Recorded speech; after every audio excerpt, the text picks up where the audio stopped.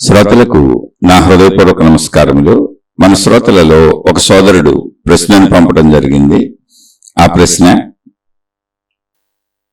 Please explain the difference between deceiving others versus deceiving our own self and why it is more dangerous to deceive our own self than to deceive others. Please explain and what exactly mean deceiving my own self with examples. ఇదండి వీరి ప్రశ్నను ఒకసారి అర్థం చేసుకునే ప్రయత్నం చేద్దాం. నన్ను నేను మోసం చేసుకోవటం, ఇతరులను మోసం చేయటం. అంటే డిసీవింగ్ అంటే మోసం చేసుకోవటం, మభ్య పెట్టడం, ఇవన్నీ మోసంలోకి వస్తాయి. ఇవి అంటే నన్ను నేను మోసం చేసుకోవటం, ఇతరులను మోసగించటం. వీటితో పోల్చుకున్నప్పుడు నన్ను నేను మోసం చేసుకోవటం ఎక్కువ డేంజరస్ గా కనపడుతున్నది. ఇతరులను మోసం చేయటం కంటే, ఇతరులను మభ్య పెట్టడం కంటే, ఇతరులను తప్పుదారులు పట్టించటం కంటే. అంటే ఒక పదానికి అనేక అర్థాలు ఉంటాయి, అన్నీ కూడా ఇంచుమించు నెగిటివ్ అర్థాలు. ఎందుకని ఇతరులను మోసం చేయటం కంటే, మభ్య పెట్టడం కంటే, తప్పుదారిలో నడిపించటం కంటే, అంటే తప్పు దారులు చూపించడం ఇతరులకి అంటే, నన్ను నేను మోసం చేసుకోవటం, తప్పుదారిలో నడుపుకోవటం, మభ్య పెట్టడం ఎందుకు ఎక్కువ ప్రమాదకరం? ఎగ్జాంపుల్స్ తో సహా చెప్పమన్నారు. ఎగ్జాంపుల్స్ కూడా అడిగారు. అంటే కొన్ని ప్రశ్నలు అడుగుతున్నప్పుడు వారి భావన ఏంటో సరిగ్గా అర్థం కాదు. నిజంగా నాకు ఇందులో వారి భావన అర్థం కాల. అంటే ఖచ్చితంగా ప్రశ్నించే వాళ్ళకి వాళ్ళ సొంత భావన ఉంటుంది, కానీ దాన్ని కొంచెం స్పష్టంగా ఎదుట వాళ్ళకి అర్థమయ్యేలా అడగాలి. మామూలుగా ఎవరు తనను తాను మోసం చేసుకోరు. ఇక్కడ వీరు ఏ ఉద్దేశంతో అడుగుతున్నారు? పైగా ప్రశ్నలో ఏమి అడిగారంటే, నన్ను నేను అంటే ఈ మోసం చేసుకోవటం ఏంటి, ఇతరులను మోసం చేయటం, ఈ రెండింటిలో డిఫరెన్స్ ఏంటి చెప్పమని అడిగారు. ఇందులో నన్ను నేను మోసం చేసుకోవటం ఇతరులను మోసం చేయటం కంటే చాలా డేంజరస్, ప్రమాదకరమైనది. దాన్ని మీరు ఎక్స్ప్లెయిన్ చేయండి అన్నారు. అంటే అది వారే చెప్పేస్తున్నారు అది ప్రమాదకరమైంది అని. ఎగ్జాక్ట్ గా ఈ డిసీవింగ్ అంటే నన్ను నేను మోసం చేసుకోవటం, మభ్య పెట్టుకోవడం అనేది ఎగ్జాంపుల్స్ తో వివరించండి అన్నారు. అంటే కొందరు ఒక్కొక్కసారి వాళ్ళకేవో భావాలు ఉంటాయి. ఆ భావాలు పూర్తిగా ఎదుటి వాళ్ళకి అర్థమయ్యేలా ఒక్కొక్కసారి చెప్పడం కుదరదు. రియల్ గా నాకు వారి భావం అర్థం అవ్వలేదు, కానీ ఇక్కడ ఈ విషయాల వరకు మనకందరికీ ఉండేది అది. దాని వరకు మనం చెప్పుకునే ప్రయత్నం చేద్దాం. అసలు ఇతరులను మోసగించటం, ఇతరులను మభ్య పెట్టడం, ఇదంతా భౌతికమైనటువంటి విషయాలలో మనుషులు తప్పులు చేస్తూ ఉంటారు. అంటే నా అనుకూలతల కోసం, నా అవసరాల కోసం, నా స్వప్రయత్నాల కోసం, నన్ను నేను రక్షించుకోవటం కోసం, లేదా నాకు లాభం చేకూర్చుకోవటం కోసం, నాకు మేలు జరగటం కోసం, ఇలా అనేక మంది ఇతరులను మోసగిస్తూ ఉంటారు. ఇది చాలా సహజమైన విషయం. భౌతిక ప్రపంచంలో మనకు కనబడేటువంటి అన్ని దోపిడీలు, దొంగతనాలు, మోసాలు, అన్యాయాలు, కుట్రలు, కుతంత్రాలు మొత్తం మనుషులే కాదు, దేశాలు ఒక దేశం మీద ఒక దేశం కుట్రలు పన్నుకుంటూ ఉంటాయి. ఎందుకని దేశాలంటే మనుషులే. ఒక దేశం ఇదంతా అనుకున్నాం అంతే. అలా దేశాలు కుట్రలు పన్నుకుంటే, దేశాలు యుద్ధాలు చేసుకుంటే, మొత్తానికి ఇతరులను మోసగించటం అనేది భౌతికంలో ఒక సహజమైన చర్యగా మానవ జీవితంలో వెళ్ళిపోతూ ఉంటుంది. అన్ని చోట్ల కనపడుతుంది. ప్రతిరోజు వార్తల్లో మనకు ఉండే ఇవే. నమ్మి నిద్రపోతున్న భర్తను చంపేసిన భార్యలు ఎంతోమంది ఉన్నారు. నమ్మి నిద్రపోతున్న భర్తను చంపేసిన భార్యలు ఎంతోమంది ఉన్నారు. ఇవన్నీ ఉన్నాయి. అంటే అన్ని చెడులు ఇతరులను మోసగించటమే. అది చిన్నదా పెద్దదా అన్నది కాదు అక్కడ విషయం. అది సహజంగా మనిషి స్వభావంలోనే ఉంటుంది. ఇంట్లో కుటుంబ సభ్యులు కూడా తమ అవసరాలకి చిన్నగా పక్కదోవ పట్టిస్తూ ఉంటారు. తల్లిదండ్రులను కానీ, భార్యను కానీ, భర్తను కానీ, అన్ని సంబంధ బాంధవ్యాలలోనూ మళ్ళీ ఇతరులని ఎంతో కొంత మోసం చేయటం ఉంటుంది. అది పర్సంటేజ్ తక్కువ అవ్వచ్చు, ఎక్కువ అవ్వచ్చు. ఇది సృష్టిలో ఉన్నదే. అయితే ఇదే విషయం అంటే భౌతికంలో ఇతరులను తప్పుదోవ పట్టించటం, మోసం చేయటం, ఎలా ఇతరుల్ని మోసగించటం అనే చర్య ఎలా ప్రపంచంలో సాగుతుందో భౌతికంలో, సేమ్ అదే చర్య కర్మ సిద్ధాంతంగా మళ్ళీ తిరిగి నాకే వస్తుంది. ఆ కర్మలు నేనే అనుభవించాలి. అంటే అద్దంలో ప్రతిబింబము కనపడిన విధముగా, అద్దంలో ఏం కనపడుతుందో నా ప్రతిబింబమే కనపడుతుంది. అలాగే సృష్టి అనేటువంటి అనంత విశ్వంలో, అనంత ఆత్మశక్తిలో, అనంత సృష్టిలో కర్మ సిద్ధాంతం అనేది ఒకటి ఉంది ఇక్కడ. అదే యూనివర్సల్ లా. ఏంటంటే for every action there is equivalent opposite same reaction. ప్రతి చర్యకు అంటే మన ప్రతి కదలికకు, ప్రతి చర్యకు అంతే సమానమైన ప్రతి చర్య ఉంటుంది. ఒక బంతిని గోడకేసి బలంగా కొట్టామనుకోండి, మనం ఎంత బలంగా కొట్టామో అంత బలంగా గోడకు తగిలి తిరిగేది మన వైపే వస్తుంది. కర్మ సిద్ధాంతం ఇంతే. అయితే ఈ కర్మ సిద్ధాంతంలో మంచి అంతే, చెడు అంతే. ఈ చెడు ఒక్కటే వస్తుందని కాదు, మంచి అయినా అంతే, చెడు అయినా అంతే. అది తిరిగి మన వైపు అలాగే వస్తుంది. కాబట్టి ఇతరులను మోసగించే ప్రతివాడు, భౌతికంలో ఇతరులను మోసగిస్తున్నాననుకున్న ప్రతివాడు ఆధ్యాత్మికముగా తను తానే మోసం చేసుకుంటున్నాడు. ఇది ఇక్కడ చిత్రత. భౌతికములో ఇతరులను మోసగిస్తున్నాను, ఇతరులను తప్పుదోవ పట్టిస్తున్నాను, ఇతరులను ప్రలోభాలకు గురి చేసి నమ్మించి మోసం చేస్తున్నాను అనుకున్న ప్రతివాడు ఆధ్యాత్మికంలో తన తానే మోసం చేసుకుంటున్నాడు. జరుగుతుందంత ఇంతే. అయితే అది కర్మ బయటపడినాక కానీ కనపడదు. ఆ కర్మ అనేది మనకి వెంటనే తెలియదు. ఒక్కొక్కసారి ఇతరులకు సంబంధించిన విషయాలు మనకు అసలు కర్మగా తెలియకపోవచ్చు. మనకు సంబంధించిన విషయాలు మనం గమనించుకుంటే తెలిస్తే మనం ఎటువంటి తప్పులు చేశాం, వాటి ఫలితాలు మనకు తిరిగి ఎంతకాలం తర్వాత ఏ రూపంలో ఏ విధమైన చెడుగా మన జీవితంలోకి వచ్చాయి, ఇవన్నీ తెలుస్తాయి. అది కూడా పరిశీలించుకుంటే తెలుస్తాయి. పరిశీలించుకోని వాళ్ళకి ఎప్పటికీ తెలియబడవు, అసలు తెలియవు ఎప్పటికీ. ఇక్కడే చిన్న ఉదాహరణ మనకున్నటువంటి ఆధ్యాత్మిక సాహిత్యంలోంచి తీసుకుందాం. రామాయణము అనేటువంటి గ్రంథం ఉంది. మొత్తం ప్రపంచంలో ప్రజానీకానికి అందరికీ ఇంచుమించుగా తెలుస్తుంది. ఖచ్చితంగా హిందువులందరికీ తెలుస్తుంది. రామాయణం అంటే మనం ఇప్పుడు మాట్లాడుకుంటున్న, మనం వింటున్న పరిసర ప్రాంతాల్లో రామాయణం తెలియని వాళ్ళు చాలా తక్కువ మంది ఉంటారు. రామాయణములో అసలు కదలిక అనేది ఎప్పుడు మొదలైంది రామాయణంలో అంటే, శ్రీరామచంద్రుడిని యువరాజుగా పట్టాభిషేకం చేయిద్దాం, ఆయన రాజును చేసేద్దామని వారి తండ్రి అయినటువంటి దశరథ మహారాజు నిర్ణయించుకున్నాడు. ఆయనకి 3 భార్యలు. కైకేయి అందులో ఒక భార్య, చిన్న భార్య. ఆవిడంటే ఆయనకి చాలా ఇష్టం. ఈ కైకేయికి భరతుడని కొడుకున్నాడు. మళ్ళీ సుమిత్ర, కౌసల్య అనేటువంటి భార్యలు ఉన్నారు ఆయనకి. వాళ్ళకి రాముడు, లక్ష్మణుడు, శత్రుఘ్నుడు అనే పిల్లలు ఉన్నారు. మొత్తం 4 పిల్లలు ఉన్నారు. అందులో కైక కొడుకు భరతుడు. ఈ కైకమ్మ ఏం చేసింది, ఆవిడ వయసులో చాలా చిన్నదే. ఆవిడంటే చాలా ఇష్టం దశరథుడికి. అలాగే ఆవిడికి వరాలు కూడా ఇచ్చున్నాడు. ఎప్పుడో నువ్వేమడిగినా ఇస్తాను అని, అవసరమైనప్పుడు అడుగుతాను లేండి అంది. ఇప్పుడు ఎందుకు ఆవిడకి మనసు మారింది. ఏమని, రాజ్యము నా కొడుక్కి కావాలి, నేను రాజమాతనవ్వాలి, రాముడికి రాజ్యం ఇవ్వకూడదు. అలానే రాముడు ఇక్కడే ఉంటే, రాజ్యంలోనే ఉంటే నా కొడుకు రాజ్యం స్వీకరించడు. పైగా ప్రజలందరూ రాముడినే అభిమానిస్తున్నారు. రాముడు ధర్మపరుడు కనుక రాముడు రాజ్యం వదిలి అడవులకు వనవాసానికి వెళ్ళిపోవాలి అనేటువంటి ఒక నియమాన్ని పెట్టింది. కొంతకాలం వెళ్ళిపోవాలి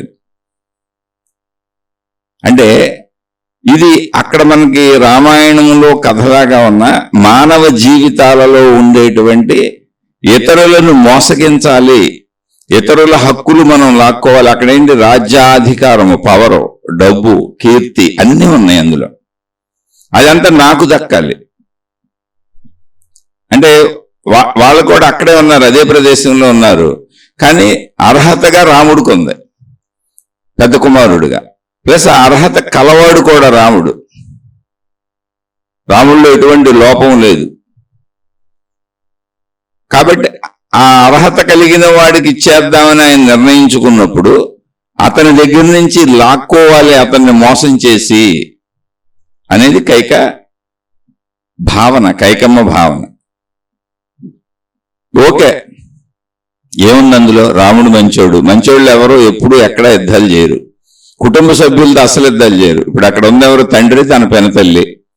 కాదు రాజ్యం నాకే కావాలని ఆయన అక్కడే కూర్చొని, నేను రాజుని, నాకు అర్హత ఉంది, నేను యువరాజుగా పట్టాభిషేకం చేస్తానంటే ప్రజలు మొత్తం ఒప్పుకుంటున్నారు, అక్కడ ఉన్న వాళ్ళందరూ ఒప్పుకుంటున్నారు, అందరూ రాముడినే కోరుకుంటున్నారు.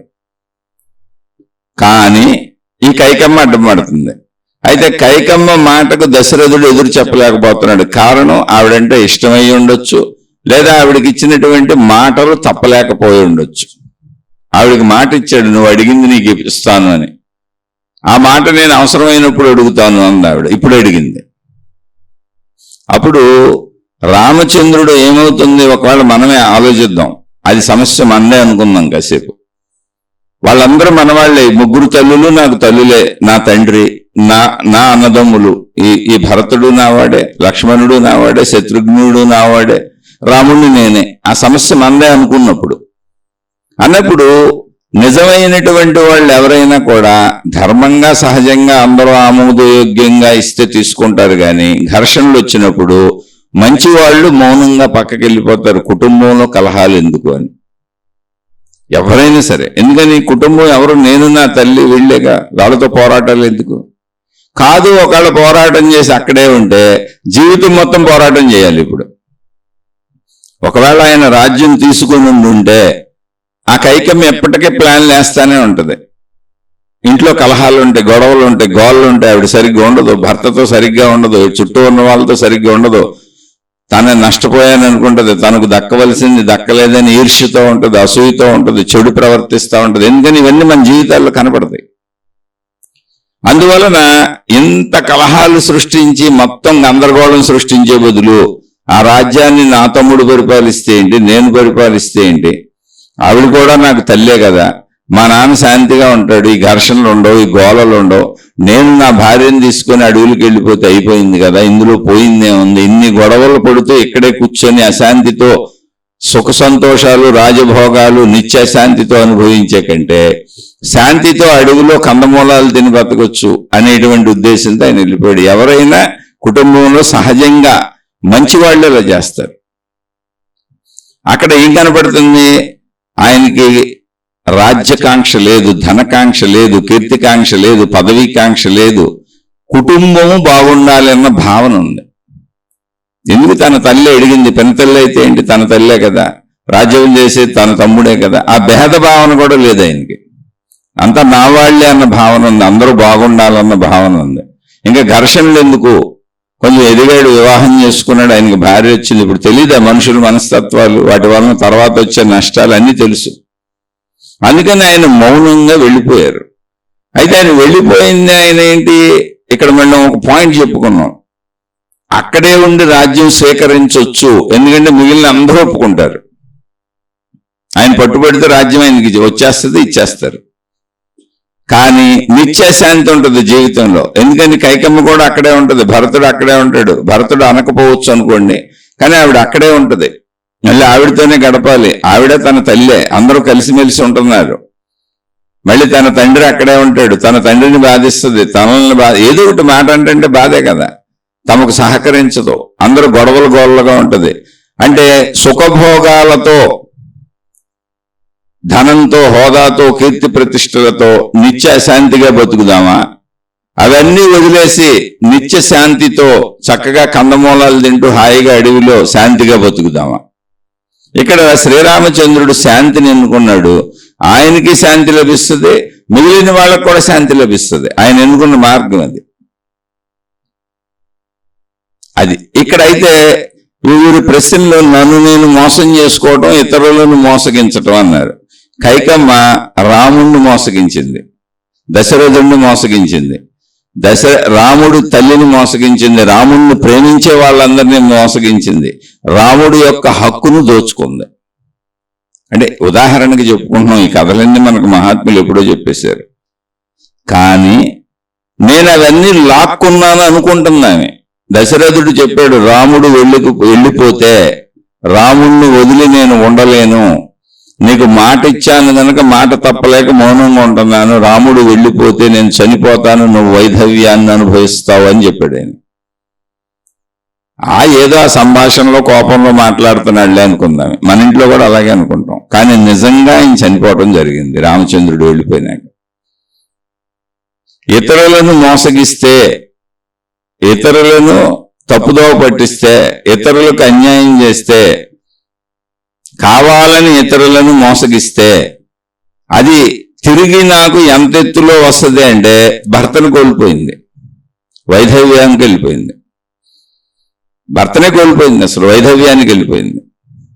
పోనీ అదైపోయిందా అంటే ఇప్పుడు అందరిలోనూ ఒక చెడ్డ వ్యక్తిగా గుర్తింపు తెచ్చుకుంది. రామాయణంలో రాముడి తరపు వాళ్ళల్లో ఒక్క కైకమ్మకు తప్ప చెడు అనే పేరు ఎవరికి లేదు. కానీ ఆవిడికి చెడ్డ పేరు తెచ్చుకుంది, మళ్ళీ ముద్ర పడిపోయింది. ఒక సవతి తల్లి ప్రవర్తన ఎలా ఉంటుందో చూపించింది. ఒక చెడు ముద్ర పడిపోయింది, అంటే తాను ఎప్పటికీ చరిత్రలో అలా నిలిచిపోయింది. అలాగే రాముణ్ణి ఎంత నష్టపరుద్దాం అనుకుందో రాముడి యొక్క కీర్తి అంత పెరిగిపోయింది. ఈవిడ నష్టపోవటమే కాదు, ఈవిడ కీర్తి పడిపోవటమే కాదు, ఈవిడికి చెడ్డ పేరు రావటమే కాదు, రామచంద్రుడి కీర్తి పెరిగిపోయింది. అందుకని మనం ఎవరినన్నా మోసం చేద్దాం అనుకున్నప్పుడు అంతకంటే ఎక్కువ మోసం మనమే నష్టపోతాం. పైగా మనం మోసం చేద్దాం అనుకున్న వాళ్ళు అంతకంటే ఎక్కువ డెవలప్ అయిపోతారు. ఇప్పుడు రాముడికి జరిగింది అదే. రాముడు మహాధర్మాత్ముడు అని పేరు వచ్చేసింది, అసలు ఎటువంటి ఘర్షణ పడకుండా మౌనంగా వెళ్ళిపోయాడని పేరు వచ్చేసింది. ఇక్కడ కైకమ్మ చరిత్రలో ఎప్పుడో త్రేతాయుగంలో జరిగింది, సుమారు 35,000 సంవత్సరాలు అంటారు. అప్పటి నుంచి ఇప్పటికే కైకమ్మ చెడ్డ వ్యక్తిగానే ముద్రపడిపోయింది. సరే, ఆవిడ జీవితంలో ఆవిడ ఉన్నప్పుడు కూడా చుట్టూ ఉన్న అందరిలోనూ ఆవిడ తప్పు మనిషి అనేటువంటి భావన ఉంది. ఆవిడని అలాగే చూశారు, చూస్తారు కూడా ఎవరైనా. ఆ కారణం చేత భర్త చనిపోయాడు, ఇంకెంత దారుణం చూడండి. అసలు చుట్టూ ఉన్న వాళ్ళు అసలు తలెత్తుకోగలిగి ఉంటుందా వాళ్ళందరిలో?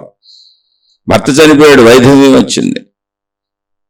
భరతుడు తన కొడుకు వచ్చాడు, తన తల్లిని చంపటానికి కత్తి తీశాడు అతను.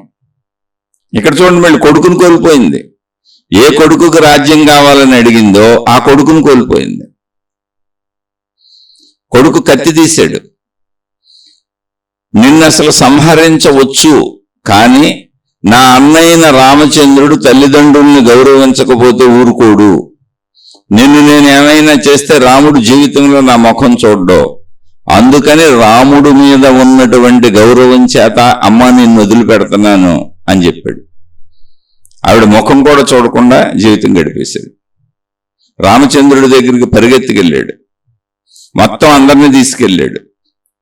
రామచంద్రుడి కాళ్ళ మీద పడి బ్రతిమలాడాడు, అయ్యా మీ రాజ్యం మీరు చేయండి, ఆమె పొరపాటున అడిగింది, తెలియక అడిగింది, మన తండ్రి గారు చనిపోయారు, మీరు వెళ్ళిపోతే రాజ్యం దిక్కులేంది అయిపోతుంది, నేనెందుకు రాజ్యం తీసుకుంటానన్నా, నేను నీ పాద సేవకుడిని అని చెప్పాడు.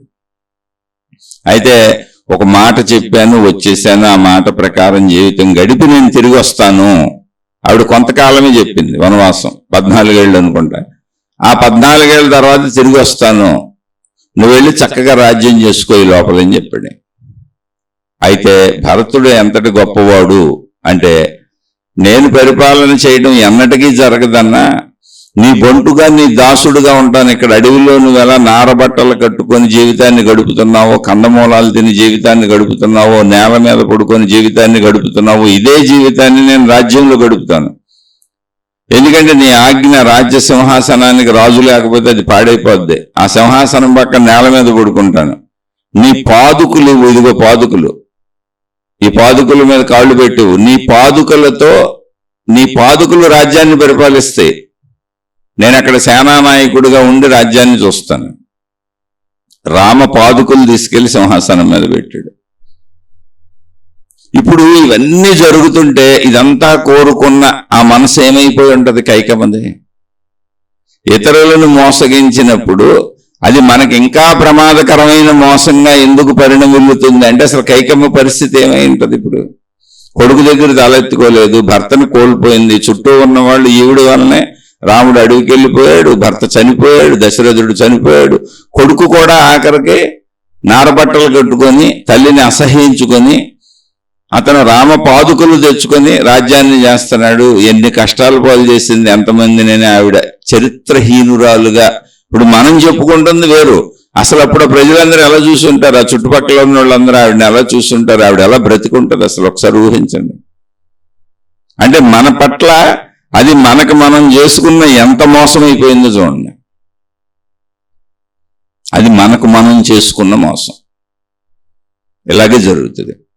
సేమ్ ఇదే రీతిలో మీకు మహాభారతం ఉంటుంది, ఇదే రీతిలో మహాభారతం ఉంటుంది. మళ్ళీ ఇక్కడ అయిపోలేదు. ఇదే రావణాసురుడి దగ్గరికి వెళ్తే మళ్ళీ అదే రావణాసురుడు సీతమ్మ తల్లిని ఎత్తుకుపోయాడు. అది మోసకార్యమే, అది మోసకార్యమే.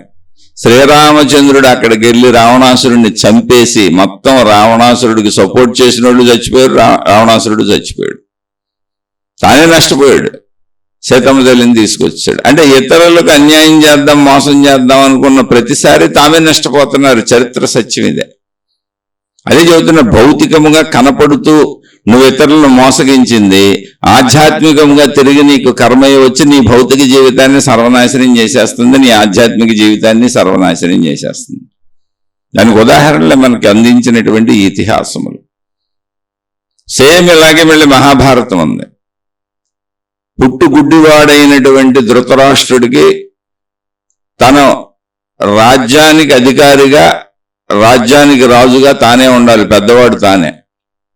కానీ పుట్టుగుడ్డివాడు అవటం వల్ల రాజ్యం నడపలేడు, కళ్ళు లేవు కదా అని అతని తమ్ముడికి రాజ్యాన్ని ఇచ్చారు, పాండురాజుకి. కానీ లోపల ఈర్ష్యలు, అసూయలు, ద్వేషాలు పెంచుకున్నాడు అతను. కళ్ళు లేవు కానీ అన్ని రకాల దుర్మార్గపు గుణాలు పెంచుకున్నాడు, పైకి నటిస్తున్నాడు. కానీ పాండురాజు ఏం చేశాడు? కళ్ళు లేకపోయినా మా అన్నే రాజు అని ఆయన్ని సింహాసనం మీద కూర్చోబెట్టి పాండురాజు రాజ్యం చేసుకు వెళ్ళి సైనికుడులా, సేనానాయకుడులా ఉండి రాజ్య పరిపాలన అన్నచేత చేయించాడు. తాను చూసుకున్నాడు అన్ని. కానీ సింహాసనం మీద తన అన్ననే కూర్చోబెట్టాడు, ఆయనే రాజు అని చెప్పాడు. అందువల్ల పాండురాజుకి అద్భుతమైన పేరు వచ్చింది.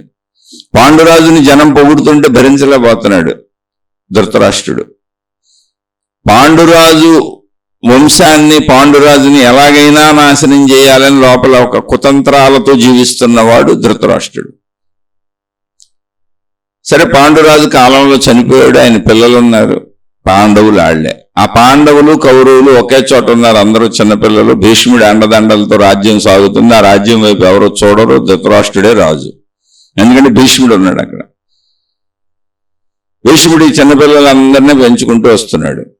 కానీ చిన్నతనం నుంచి కౌరవులందరూ పాండవుల మీద పగబెట్టున్నారు. చిన్నతనంలోనే భీముడిని చంపబోతే భీముడికి విషాహారం పెట్టి ఆయన శ్రోదెప్పిపోతే కాళ్ళు చేతులు కట్టేసి తీసుకెళ్లి ఒక నదిలో పారేశారు. ఆ నదిలో మునిగిపోయాడు ఆయన. ఇంకేం చచ్చిపోతాడు ఆయన, ఊపిరాడకి చచ్చిపోతాడు. అయితే ఆయన బరువుకి ఆయన కిందకి వెళ్ళిపోయి బాగా డౌన్కి వెళ్ళిపోయాడు. అక్కడ పాములు కరిచినాయి ఆయన్ని. అంటే నాగలోకానికి వెళ్ళాడు అని చెప్తారు కథ ప్రకారం. అయితే ఈ కథలో నీతిని మనం తర్వాత తెలుసుకుందాం, కథ విందాం. నాగుపాములు కరిచినాయి ఆయన్ని.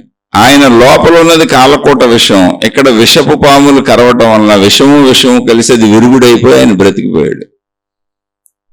ఆ పాములన్నింటినీ చంద్రవందరు చేసేసాడు, మహాబలశాలి.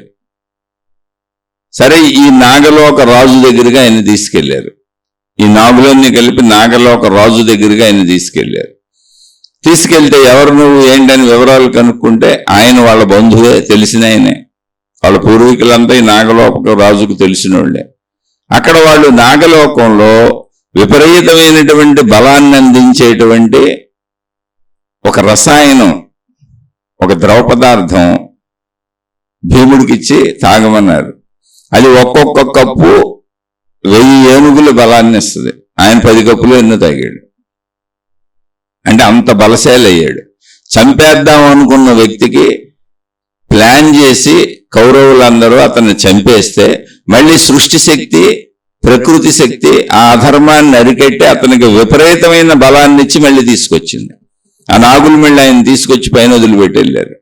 అంటే ఇక్కడ మనం నాగులు కథ ఏంటి, ఇది మనకు తెలియదు. ఆ నాగలోకం ఇదంతా మనం చూడలేం. అందులో కథ ప్రకారం విందాం. కానీ నీకు ఎవరైనా అన్యాయంగా నువ్వు మంచివాడివై ఉండి హాని చేస్తే, నిన్ను మోసగిస్తే, నీకు మోసం జరిపితే, అది ప్రాణహాని అయినా సరే సృష్టి శక్తి నిన్నెప్పుడు రక్షించి నీకు అంతకంటే ఎక్కువ మేలు చేస్తుంది అని. ఇప్పుడు 10,000 ఏనుగుల బలంతో వచ్చాడు ఆయన దేవుడు. ఇలా పాండవుల్ని నిరంతరం మోసం చేద్దామని ఎత్తుగడలు చిన్నతనం నుంచి వేస్తానే ఉన్నారు. అలా వేస్తూ వేస్తూ వేస్తూ ఎన్నో ప్రయత్నాలు చేసి ఎన్నో అవమానాలకు గురి చేసి వాళ్ళని రకరకాల దుష్టపన్నాగాలతో వాళ్ళ మీద ప్రయత్నాలు చేసి వాళ్ళని చంపడానికి చిట్ట చివరికి కురుక్షేత్ర మహాసంగ్రామంలో శ్రీకృష్ణుడి సన్నిధిలో శ్రీకృష్ణుడు ధర్మాత్ములైన పాండవుల వైపు ఉండగా యుద్ధం జరుగుతూ మొత్తం కౌరవులందరూ నశించిపోయారు. వాళ్ళని సపోర్ట్ చేసిన వాళ్ళు అందరూ నశించిపోయారు.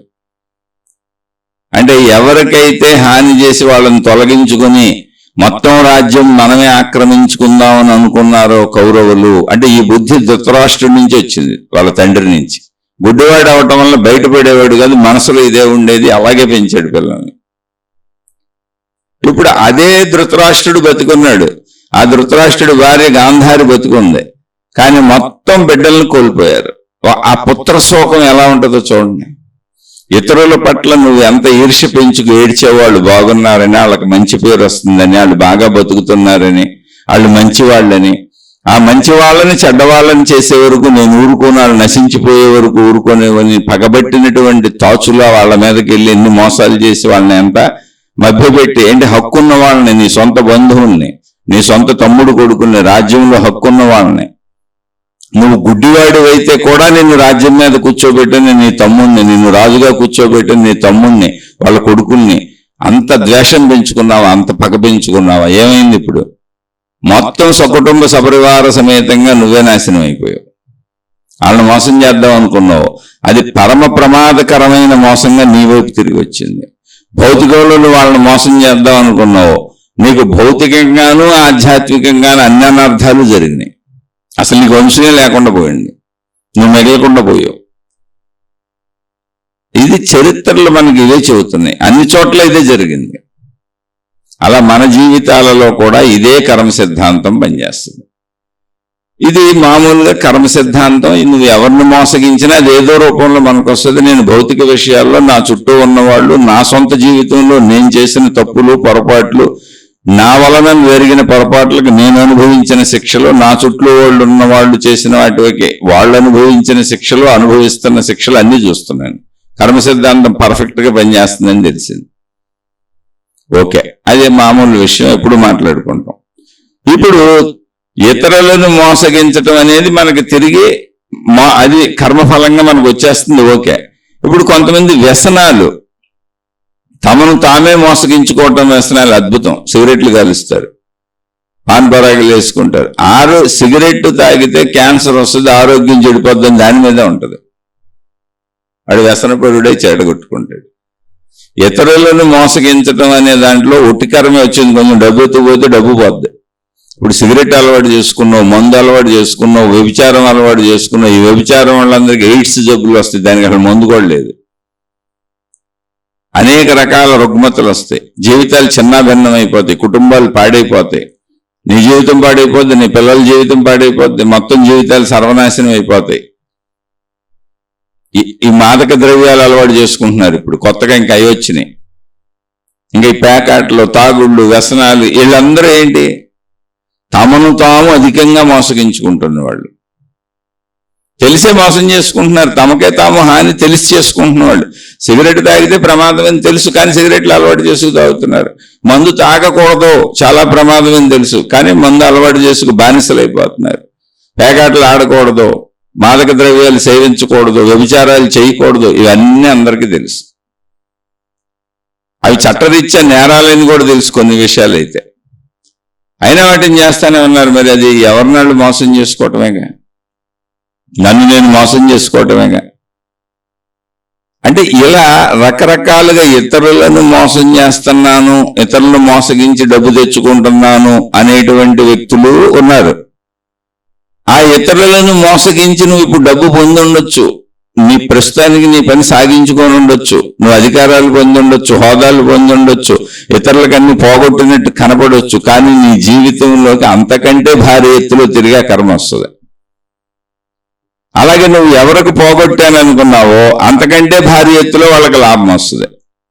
ఇప్పుడు కౌరవులు ఏమనుకున్నారు? పాండవులది మొత్తం దోచేయాలనుకున్నారు. ఇప్పుడు ఏమైంది? కౌరవులు అందరూ చచ్చిపోయి కౌరవుల వాటా కూడా పాండవులకు వచ్చేసింది. అది చూడండి. కైకమ్మ ఏమనుకుంది? రాముడికి ఇవ్వాల్సిన రాజ్యాన్ని లాగేసుకుందాం అనుకుంది. కానీ అసలు తన కొడుకే రాముడికి బొంటుగా కూర్చున్నాడు ఇల్లు అక్కడ. కనీసం ఏమి చేయకుండా ఉంటే ఒక తమ్ముడు హోదాలన్నా ఉండేవాడేమో. కాదు, ఆయన బొంటు అయిపోయాడు, ఆయనకి సేవకుడు అయిపోయాడు. తన తల్లి చేసిన పనికి సిగ్గుపడిపోయి ఆయన కూడా నారబట్టలు కట్టుకొని తపోమయ జీవితాన్ని గడిపాడు. రాముడు కీర్తి దశ దిశలా వ్యాపించిపోయింది. ఎంత లాక్కుందాం రాముడిది అనుకుందామే అంత రాముడికి మేలు జరిగిపోయింది. కాబట్టి ఎక్కడైనా సరే ఇతరులను మోసగించటం, నన్ను నేను మోసం చేసుకోవటమే, అది కర్మ సిద్ధాంతం. For every action there is equivalent opposite reaction. ఒక రియాక్షన్ ఉంటుంది అంతే ప్రతి కథలకి, అది మంచి అయినా చెడైనా. అంటే ఆ కథలకి ఇప్పుడు ఉంటది అని తెలిసి చేస్తున్నావు, ఇతరులను మోసగిస్తున్నావు, నిన్ను నువ్వు మోసం చేసుకోవటమేగా. కాదు, వ్యసనాలకు లోనవుతున్నావు. ఇప్పుడు డబ్బు వ్యసనం, అది డబ్బు వ్యసనం అని ఎవరు అనుకోరు. తాగుడు వ్యసనం అనుకుంటారు, వ్యభిచారం అనుకుంటారు, సిగరెట్లు వ్యసనం అనుకుంటారు, మందు వ్యసనం అనుకుంటారు, పేకాట్ల వ్యసనం అనుకుంటారు. అసలు అన్నిటికంటే పెద్ద వ్యసనం డబ్బు. అన్నిటికంటే పెద్ద వ్యసనం అహంకారం, అంటే గుర్తింపు, కీర్తికాంక్ష. నన్ను గుర్తించాలి అందరని. దీనికోసం విపరీతమైనటువంటి మంచి వాళ్ళగా నటిస్తూ ప్రయత్నాలు చేస్తారు. ఇప్పుడు ఈ డబ్బు వ్యసనం ఉన్న వ్యక్తి భార్య ఉంటుంది, పిల్లలు ఉంటారు, లేదా ఆడవాళ్ళు అయితే భర్త ఉంటాడు, పిల్లలు ఉంటారు. ఆ డబ్బు పిచ్చితో ఆ భర్తని పోగొట్టుకుంటారు, ఈ పిల్లల్ని పోగొట్టుకుంటూ ఉంటారు. ఊరికి నేను దేశాలు పెట్టు తిరుగుతూ ఉంటారు వీళ్ళు డబ్బు కోసం. సరిగ్గా భార్యని ప్రేమించడానికి భార్యతో గడపరు, లేదా భర్తని ప్రేమించడానికి భర్తతో గడపరు, డబ్బు పిచ్చి. పిల్లలతో గడపరు. ఇప్పుడు బాగా డబ్బున్న వాళ్ళ పిల్లలందరూ ఎక్కడో ఇతర దేశాల్లో గొప్ప గొప్ప కాలేజీల్లో చదువుకుంటుంటారు. పెళ్లిళ్ళు కూడా ఎక్కడో గొప్పగా చేసేసి ఇతర దేశాలు పంపించేస్తారు. చూడటానికి కూడా ఉండదు, ఆ మనవరాలను ఎత్తుకోవడానికి కూడా ఉండదు. చాలా ఉంటే చూసుకోండి. మహాపిచ్చి, డబ్బు పిచ్చి, కనపడని పిచ్చి. ఇప్పుడు మందు వ్యసనము ఇవన్నీ కనపడితే చెడుని, కానీ అవసరానికి మించినటువంటి డబ్బు పిచ్చి, అవసరానికి మించినటువంటి కీర్తి పిచ్చి, అంటే అందరూ నన్నే పొగడాలి, నన్నే గుర్తించాలి, నేనే గొప్పవాడిని అయిపోవాలి, నేనే గొప్పదాన్ని అయిపోవాలని చుట్టూ ఉన్న వాళ్ళందరినీ తక్కువ చేసే ప్రయత్నం కూడా చేస్తూ ఉంటారు మోసగింపుతో. ఇవన్నీ కూడా ఏదో రోజు బయటపడిపోతాయి. ఆ పిచ్చిలతో జీవితాన్ని నాశనం చేసుకుంటారు. వాళ్ళ కుటుంబ జీవితాలు పాడైపోతాయి, వాళ్ళ వ్యక్తిగత జీవితాలు పాడైపోతాయి, బయటపడిపోతారు ఒక రోజుకి. వీళ్ళు మోసగాళ్ళు, మోసగత్తులు ఎన్నాళ్ళు నటించారని. ఏమైంది? నీ కోరికతో నిన్ను నువ్వే మోసం చేసుకున్నావు. ఈ సృష్టిలో ఉన్న అద్భుతమైనది ఏంటి అంటే, మొత్తం సృష్టి నియంత్రణలో ఉన్నది. ఆ ధర్మసూత్రాన్ని ఎవరు తప్పించలేరు. ఎవరైనా ఆ ధర్మసూత్రాన్ని తప్పిద్దామని ప్రయత్నిస్తే వాళ్లే ఆ ధర్మసూత్రానికి బలైపోతారు. దుష్ట శిక్షణ, శిష్ట రక్షణ అనే ధర్మసూత్రం ఇక్కడ ఉంది. అధర్మం శిక్షించబడుతుంది, ధర్మము రక్షించబడుతుంది. కాబట్టి నువ్వు ధర్మపరులను ఎవరిని నువ్వు శిక్షించలేవు. శిక్షించానని అనుకుంటావు, కాదు, వాళ్ళకి రక్షణ వచ్చేస్తుంది. నువ్వు ఎంత శిక్షించాను, ఎంత ఎత్తుకుపోయాను, ఎంత నష్టపరిచాను, ఎంత కష్టపెట్టాను అనుకుంటావో వాళ్ళని అంతకంత డబుల్ త్రిబుల్ అయిపోయి వచ్చేస్తుంది వాళ్ళకి. అది సృష్టి ఏర్పాటు. ధర్మ రక్షణ వచ్చేస్తుంది వాళ్ళకి. వాళ్ళు పోగొట్టుకున్న దానికంటే, అంటే నీ వలన వాళ్ళు పోగొట్టుకున్న దానికంటే, నీ మోసం వలన వాళ్ళు నష్టపోయిన దానికంటే అత్యధికంగా వాళ్ళకి వచ్చేస్తుంది. మోసం చేసి నువ్వు పొందావే, అంతకంటే అత్యధికంగా నువ్వు పోగొట్టుకుంటావు. ఇదంతా కాలంలో ఎప్పుడు జరుగుతుంది. దాన్ని ఆధ్యాత్మికత చెప్పుద్ది. అసలు ఇప్పుడు ఆధ్యాత్మికత చెప్పేదంతా ఇదే. మంచిగా బతుకు, చెడులోకి వెళ్ళావా, పొరపాటున మోసాలు మొదలు పెట్టావా, ఇవన్నీ నీకే, నీ కొరిగి నువ్వే కాల్చుకుంటున్నావు అంతే. నీ చితిని నువ్వే పేర్చుకుంటున్నావు అంతే. మోసగించే వాళ్ళందరూ వాళ్ళ చితిని వాళ్ళే పేర్చుకుంటున్నారు. ఇలా చరిత్రలో ఎన్నో ఉదాహరణలు ఉన్నాయి. ఎప్పుడూ ధర్మము నిలబడుతుంది, ఎప్పుడూ సత్యమే జయిస్తుంది, అధర్మము ఉండదు, నిలబడదు. ప్రస్తుతానికి అది నిలబడిపోయినట్టు, గెలిచిపోయినట్టు కనపడొచ్చు కొంతకాలం. అలా కొంతకాలం కౌరవుల ఆటలు సాగినాయి, చాలా కాలం సాగినాయి. కానీ చిట్ట చివరికి అసలు కౌరవులు వంశమే లేకుండా పోయింది. అలా కొంతకాలం సాగుతాయి కొంతమంది. తర్వాత కాలాంతరంలో అది కాల నిర్ణయం. కర్మ సిద్ధాంతం ఎప్పుడు తిరిగి పనిచేయాలి, ఎలా పనిచేయాలి అనేది సృష్టి నియమంలో ఉంది. కానీ పనిచేయడం గ్యారంటీ పక్క. అందుకని ఇక్కడ మనం చీటింగ్ చేసుకోవటం అంటే ఏంటి, మనం మోసం చేసుకోవటం అంటే ఏంటంటే అది తప్పని తెలిసి చేయటమే మనం మోసం చేసుకోవటం. ప్రస్తుతంగా తాత్కాలికంగా ఆగలేక, తాత్కాలికంగా మనసును అదుపు చేసుకోలేక, తాత్కాలికంగా మనం నిగ్రహించుకోలేక ఇతరులకు జరిపే మోసాలన్నీ, ఇతరులకు చేసే మోసాలన్నీ మనకి 1కి 10 రెట్లే తిరిగి వస్తాయి. ఆ కర్మను అనుభవించక తప్పదు. ఎంతో మందిని చూశాను నేను, అనేక మందిని చూశాను. ఆ కథలే చరిత్రలుగా మనకు చెబుతారు మహాత్ములు, మనకు అందించారు వాటిని. ఎప్పుడూ ధర్మంగానే ఉండండి, ఇదిగో గడిచిన కాలంలో ఇలా జరిగిందని సాహిత్య రూపంలో అందించారు, గ్రంథాల రూపంలో అందించారు. కాబట్టి ఇతరులను మోసగించేవాడు తనను తానే మోసం చేసుకుంటున్నాడు. అది ఒక విధానం. రెండవ విధానం వ్యసనపరులు అవటం. డబ్బు పిచ్చి కూడా వ్యసనమే. ఏదో రకంగా మోసగించి తెచ్చుకోవాలనుకుంటావు, ఆ డబ్బు పిచ్చిలో తిరుగుతూ ఉంటావు, అనేక ఎత్తులు పై ఎత్తులేస్తూ ఉంటావు, దొంగలతో చేతులు కలుపుతూ ఉంటావు, దొంగల సహవాసం పెట్టుకుంటావు, చెడ్డవాళ్ళ సహవాసం పెట్టుకుంటావు. నీకు ఊరికనే అయాచితంగా డబ్బు వచ్చి మీద పడిపోవాలి అనేటువంటి ఆలోచన ఎప్పుడు వచ్చిందో నువ్వు అన్ని చెడ్డవాళ్ళ స్నేహాలే చేస్తావు. నీకు అసలు మనశ్శాంతి ఉండదు. నువ్వు వెళ్తా ఉంటావు కానీ నీకు తెలుస్తూ ఉంటుంది ఆ డబ్బు పిచ్చిని వదలలేక తిరుగుతూ ఉంటావు. కానీ నాకు మనశ్శాంతి లేదు, కుటుంబ శాంతి లేదు, ఆత్మశాంతి లేదు అని నీకు కూడా అర్థమవుతూ ఉంటుంది. కానీ డబ్బు పిచ్చి దాన్ని డామినేట్ చేస్తూ ఉంటుంది. నువ్వు ఎంత చేస్తున్నావో అంత నీ కుటుంబాన్ని కోల్పోతావు. ఈ డబ్బు సంపాదన అన్యాయంగా ఎంత తెచ్చుకున్నావో అంత ఎత్తులో నువ్వు నీకు సంబంధించినవన్నీ నష్టపోతూ ఉంటావు. అది కుటుంబం కావచ్చు, పిల్లలు కావచ్చు, నీ ఆరోగ్యం కావచ్చు, కుటుంబ ఆరోగ్యాలు కావచ్చు, ఏదైనా కావచ్చు, స్థితి గతులు జీవితంలో అన్ని మారిపోతుంటాయి. చాలా ప్రమాదకరమైన పిచ్చి డబ్బు పిచ్చి, కీర్తి పిచ్చి. ఇప్పుడు తాగేవాడు వాడు ఒక్కడే నష్టపోతాడు.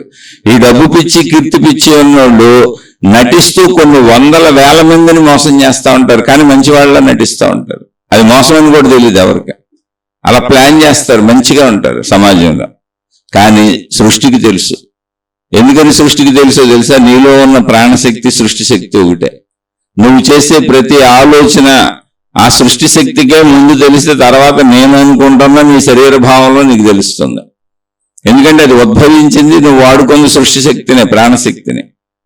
దాన్ని చెడు వైపుకు వాడుకుంటున్నావు శరీరపరంగా. దాన్నే దేవుడు అన్నాం, దేవత అన్నాం. కాబట్టి నేను ఏ ప్లాన్ నా లోపల చేసినా నేను నోటితో మాట్లాడలేదు, ఎవరితో చెప్పలేదు, అసలు ఎవరితో అనలేదు, తెలిసే అవకాశమే లేదని నువ్వు అనుకుంటుంది కేవలం శరీర భ్రాంతి. నీలో ఆలోచన పుడుతున్నప్పుడే ఆలోచనగా తెలుసు. ఎందుకంటే ఆలోచన శక్తి ప్రాణశక్తి. ప్రాణశక్తికి తెలిసిపోయింది, సృష్టి శక్తికి తెలిసిపోయింది, దానికి తగ్గ శిక్షలు నీకు పడిపోయినాయి, అప్పుడే పడిపోయినాయి. అవన్నీ నీకు వ్యక్తమయ్యి శిక్షలు నాకు పడినాయని తెలియటానికి పట్టే కాలం.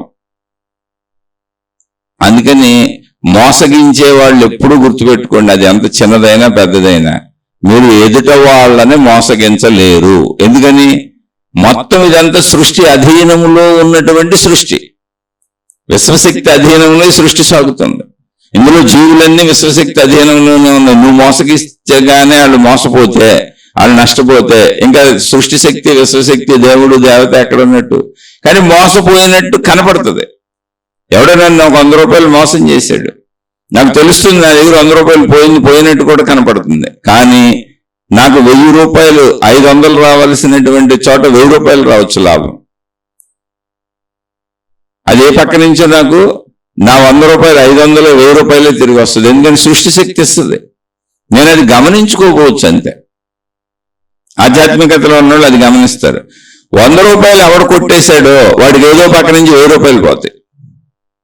ఇంకోటి ఏదో జరుగుద్ది, 1000 రూపాయలు కాకపోతే 1000 రూపాయలు ఎత్తులు ఆరోగ్యం పోద్ది, ఏదో అనారోగ్యం వస్తుంది, డాక్టర్ల చుట్టూ తిరుగుతూ ఉంటాడు, 1000 ఖర్చు పెడతాడు, లేదా వాళ్ళ పిల్లలు పాడైపోతారు, వాళ్ళ కుటుంబం పాడైపోద్ది, లేదా అతనే పాడైపోతాడు, ఆమె పాడైపోద్ది. ఏదైనా జరగచ్చండి, ఎన్ని రకాల నష్టాలు జరగచ్చో మనుషులకి, అన్ని రకాలలో ఏదో ఒకటి జరుగుద్ది అంతెత్తులో. అయితే ఏది జరగాలి నీకు అనేది నిర్ణయం సృష్టి శక్తిలో ఉంది. ఆ కర్మ ఎలా వస్తుంది అనేది సృష్టి శక్తిలో ఉంది. కాబట్టి నేను మోసం చేశాను అనుకోవటం భ్రాంతి తప్ప, ఇదంతా ఒక సృష్టి శక్తి అధీనంలో, ఒక దైవశక్తి అధీనంలో, ఒక దేవుడి అధీనంలో, ఒక దేవత అధీనంలో, ఒక విశ్వశక్తి అధీనంలో, ఒక ఆత్మశక్తి అధీనంలో, ఒక బ్రహ్మము అధీనంలో సృష్టి నడుస్తున్నప్పుడు, సృష్టి జరుగుతున్నప్పుడు నువ్వు ఇంకొకరిని ఎలా మోసం చేయగలవు? నేనని శరీర భావనలో ఒకవేళ నువ్వు మోసం చేస్తే అది నిన్ను నువ్వు మోసం చేసుకోవటమే. నువ్వు ఇతరులను ఎవరిని మోసము చేయలేవు. అదే కర్మ సిద్ధాంతము, అదే సృష్టి థియరీ, సృష్టి నియమము, సృష్టి విధానము. అందుకని సృష్టిలో ఎప్పుడూ ధర్మంగానే బతకాలి. ఈ ధర్మంగా బతకాలంటే మన మీద మనకి అదుపు ఉండాలి. మన మీద మనకు అదుపు ఉండటమే క్రమశిక్షణ, మంచి ధర్మము. అంటే మనం కంట్రోల్ చేసుకోగలగాలి. ఏంటి కంట్రోల్ చేసుకోవటం అంటే, శరీరము ఇంద్రియాల సమూహము. కన్నుకు చూడాలనిపిస్తుంది, చెవికి వినాలనిపిస్తుంది, ముక్కుకు వాసన చూడాలనిపిస్తుంది, నాలుకకు రుచులు అనుకూలంగా తినాలనిపిస్తుంది, శరీరానికి చక్కటి స్పర్శలు కావాలనిపిస్తుంది, స్త్రీ పురుష శారీరక సుఖం నిరంతరం కావాలనిపిస్తుంది. అలాగే వీటన్నింటికి అవసరం డబ్బు కనుక అపరిమితంగా అనంతంగా డబ్బు కావాలనిపిస్తూ ఉంటుంది. ఈ పంచేంద్రియ సుఖాలకి మనం లోనైపోతూ ఉంటాం. ఇవి వ్యసనాలుగా మార్చుకుంటాం. ఇప్పుడు చూడాలనిపించింది, అసలు చూడటం కోసమే కన్నుంది, అది ఎంత అవసరమో అంత చూసుకో. నువ్వేమి మొత్తం నిన్ను మానేమని ఎవరు చెప్పట్లే, తగుమాత్రంగా. చక్కగా సినిమా చూస్తావు, చూడు, తప్పే ఉంది, సినిమాలు తీస్తున్నారు మనుషులు చూడటానికి. కాసేపు టీవీ చూస్తావా, కాసేపు సెల్ చూసుకుంటావా, అది దానికి ఒక పరిమితి, నియంత్రణ ఉండాలంటే అది నీకు వ్యసనం అయిపోకూడదు. అది చూడలేకపోతే నేను ఉండలేను అనే అంత వ్యసనం ఉండకూడదు. అలాగే సినిమాలకి, షికారులకి, సెల్లలకి, టీవీలకి అప్పులు చేసేసి మరి పెద్ద పెద్ద తెచ్చుకో అనుభవించేద్దామని లాలస ఉండకూడదు. అసలు అప్పు చేయకుండా జీవించగలవా? ప్రాణాపాయ పరిస్థితుల్లో కానీ, లేదా పిల్లల చదువుల విషయాల్లో కానీ, బ్యాంకులు లోన్లు ఇస్తామంటే అలాంటివి తీసుకోవచ్చు, అప్పులప్పుడు తీసుకోవచ్చు, తప్పు లేదు. కానీ లగ్జరీస్ కోసం, అవసరాల కోసం, బట్టల కోసం, లేదా చెప్పుల కోసం, లగ్జరియస్ వస్తువుల కోసం, అంటే అవి లేకపోయినా కూడా మనం బ్రతకగలం, అటువంటి వాటి కోసం ఊరికనే అప్పులు చేసే సినిమాలకు వెళ్ళిపోయి అప్పులు చేసేసి తినేసి తాగేసి తిరుగుతూ ఉంటారు. అది పిచ్చి, వ్యసనము. ఆ వ్యసనపు స్టేజ్ ఏంటో గుర్తు చేసుకో. అది నువ్వు గమనించుకుంటూ ఉండాలి ఎక్కడికక్కడ నిన్నే. లేకపోతే ఎంతో మంది జీవితాలు ఇలా అధిక ఖర్చులతో అప్పుల పాలైపోయి ఉన్నారు. ఎంతో మంది. నువ్వు మోసం చేసుకోవడంలో ప్రథమం ఇది. ఎప్పుడో నాకేదో వస్తుంది, నా జీతం పెరుగుతుంది, మా అబ్బాయి సంపాదించేస్తాడు, మా అమ్మాయి సంపాదించేస్తుంది, మాకు రాబోతున్నాయి ఆస్తులు, తల్లిదండ్రుల ఆస్తులు వస్తాయి, లేదా దేవుడు మాకు ఏదో మేలు చేసేసి ఏదో ఒక రూపంలో మాకు మేలు జరుగుద్దని ఇప్పుడు అప్పులు చేసి తినేస్తుంటారు అందరి దగ్గర. అది నిన్ను నువ్వు మోసం చేసుకోవటమే. ఊహల్లో విహరించుకో. ఈ రోజు నీకు ఎంత ఉందో, నీ దగ్గర 100 రూపాయలు ఉంది, 90 రూపాయలు ఖర్చు పెట్టుకో, 95 రూపాయలు ఖర్చు పెట్టుకో, ఓ 5 రూపాయలు నిల్వ ఉంచుకో. ఇందులో నీ ఇష్టం, ఎంతైనా ఖర్చు పెట్టుకో, ఎలా అయినా ఖర్చు పెట్టుకో, నిన్ను ఎవరు అడగరు. అదంతా ధర్మమే. లేదు 100కు 100 తినేస్తానంటావు, పోనీ తినేసే, నీకు జాగ్రత్త లేదు. కానీ అప్పు చేయబాక. అప్పు చేసేవాడు తప్పు చేయక తప్పదు. అయితే అప్పు చెయ్యవచ్చు ఎప్పుడు అంటే ప్రాణాపాయ పరిస్థితుల్లో, లేదా కొన్ని సందర్భాల్లో పిల్లల చదువుల నిమిత్తం అప్పుడప్పుడు అప్పులు చేయాల్సి వస్తుంది. అది కూడా తగుమాత్రంగా తీర్చగలిగిన అప్పు చేసుకోవాలి. మిగిలిన విషయాలలో అసలు ఎక్కడా అప్పు చేయకూడదు. ప్రాణాపాయం, ఇప్పుడు తినకపోతే చనిపోతాం, ఏదో మనకి ఈ నెల బాగా ఇబ్బంది అయిపోయింది, డబ్బు అసలు లేదు, అప్పు చేసి తెచ్చుకొని తినొచ్చు కొంచెం. కానీ ఆ తిన్నది తిరిగి కట్టగలమా? లేనప్పుడు ఖర్చులు తగ్గించుకో, అలవాట్లు తగ్గించుకో, నిన్ను నువ్వు తగ్గించుకో, అది నేర్చుకోవాలి. ఇదంతా నిన్ను మోసం చేసుకోవడం. అన్ని సందర్భాల్లో అప్పులు చేసేవాళ్ళు అందరంటే ప్రాణాపాయ పరిస్థితుల్లో కానీ, అవసరమైన విషయాలలో కానీ, అంటే తిండికి సంబంధించిన విషయాలలో కానీ, లేదా చదువు సంఖ్యలకు సంబంధించిన విషయాలలో కానీ అప్పులు చేసేవాళ్ళు పరిమితంగా యాక్సెప్ట్ చేయొచ్చు వాళ్ళని. ఎందుకని అప్పుడు కూడా తీర్చలేని అప్పు చేస్తే అలా? అప్పుడు గవర్నమెంట్ హాస్పిటల్కి వెళ్ళు, అక్కడ చూపించుకో, అన్నీ ఉన్నాయి ఫెసిలిటీస్ ప్రపంచంలో. కాదు కొంచెం ఎదురు చూడాలి, కొంచెం కష్టపడాలి. అక్కడ వెళ్ళు, కష్టపడు, లైన్లో నుంచో. అయినా ప్రాణాపాయ పరిస్థితుల్లో ఉన్న వాళ్ళని ఎవరు కష్టపెట్టరు, గవర్నమెంట్ హాస్పిటల్లో జాయిన్ చేసుకుంటారు. అక్కడ స్థితి గతులకు నువ్వు అలవాటు పడిపో. రిచ్నెస్గా ఉండాలని అనుకోబాక. అలా నువ్వు ఏ పరిస్థితుల్లో అయినా, ఇప్పుడు చదువుకైనా గవర్నమెంట్ స్కూల్స్ ఉన్నాయి, అన్ని గవర్నమెంట్కి సంబంధించినవి ఉన్నాయి, అప్పుడు కూడా అప్పులు చేయక్కర్లా. అలా నువ్వు నియంత్రించుకో, డబ్బు విషయంలో నియంత్రించుకో, అధిక లాలస పెట్టుకోబాక, ప్రయత్నించు. నువ్వు ఉన్న చోట నుంచి ఇంకో మెట్టు ఎక్కడానికి ప్రయత్నించడం ఎప్పుడు తప్పు కాదు.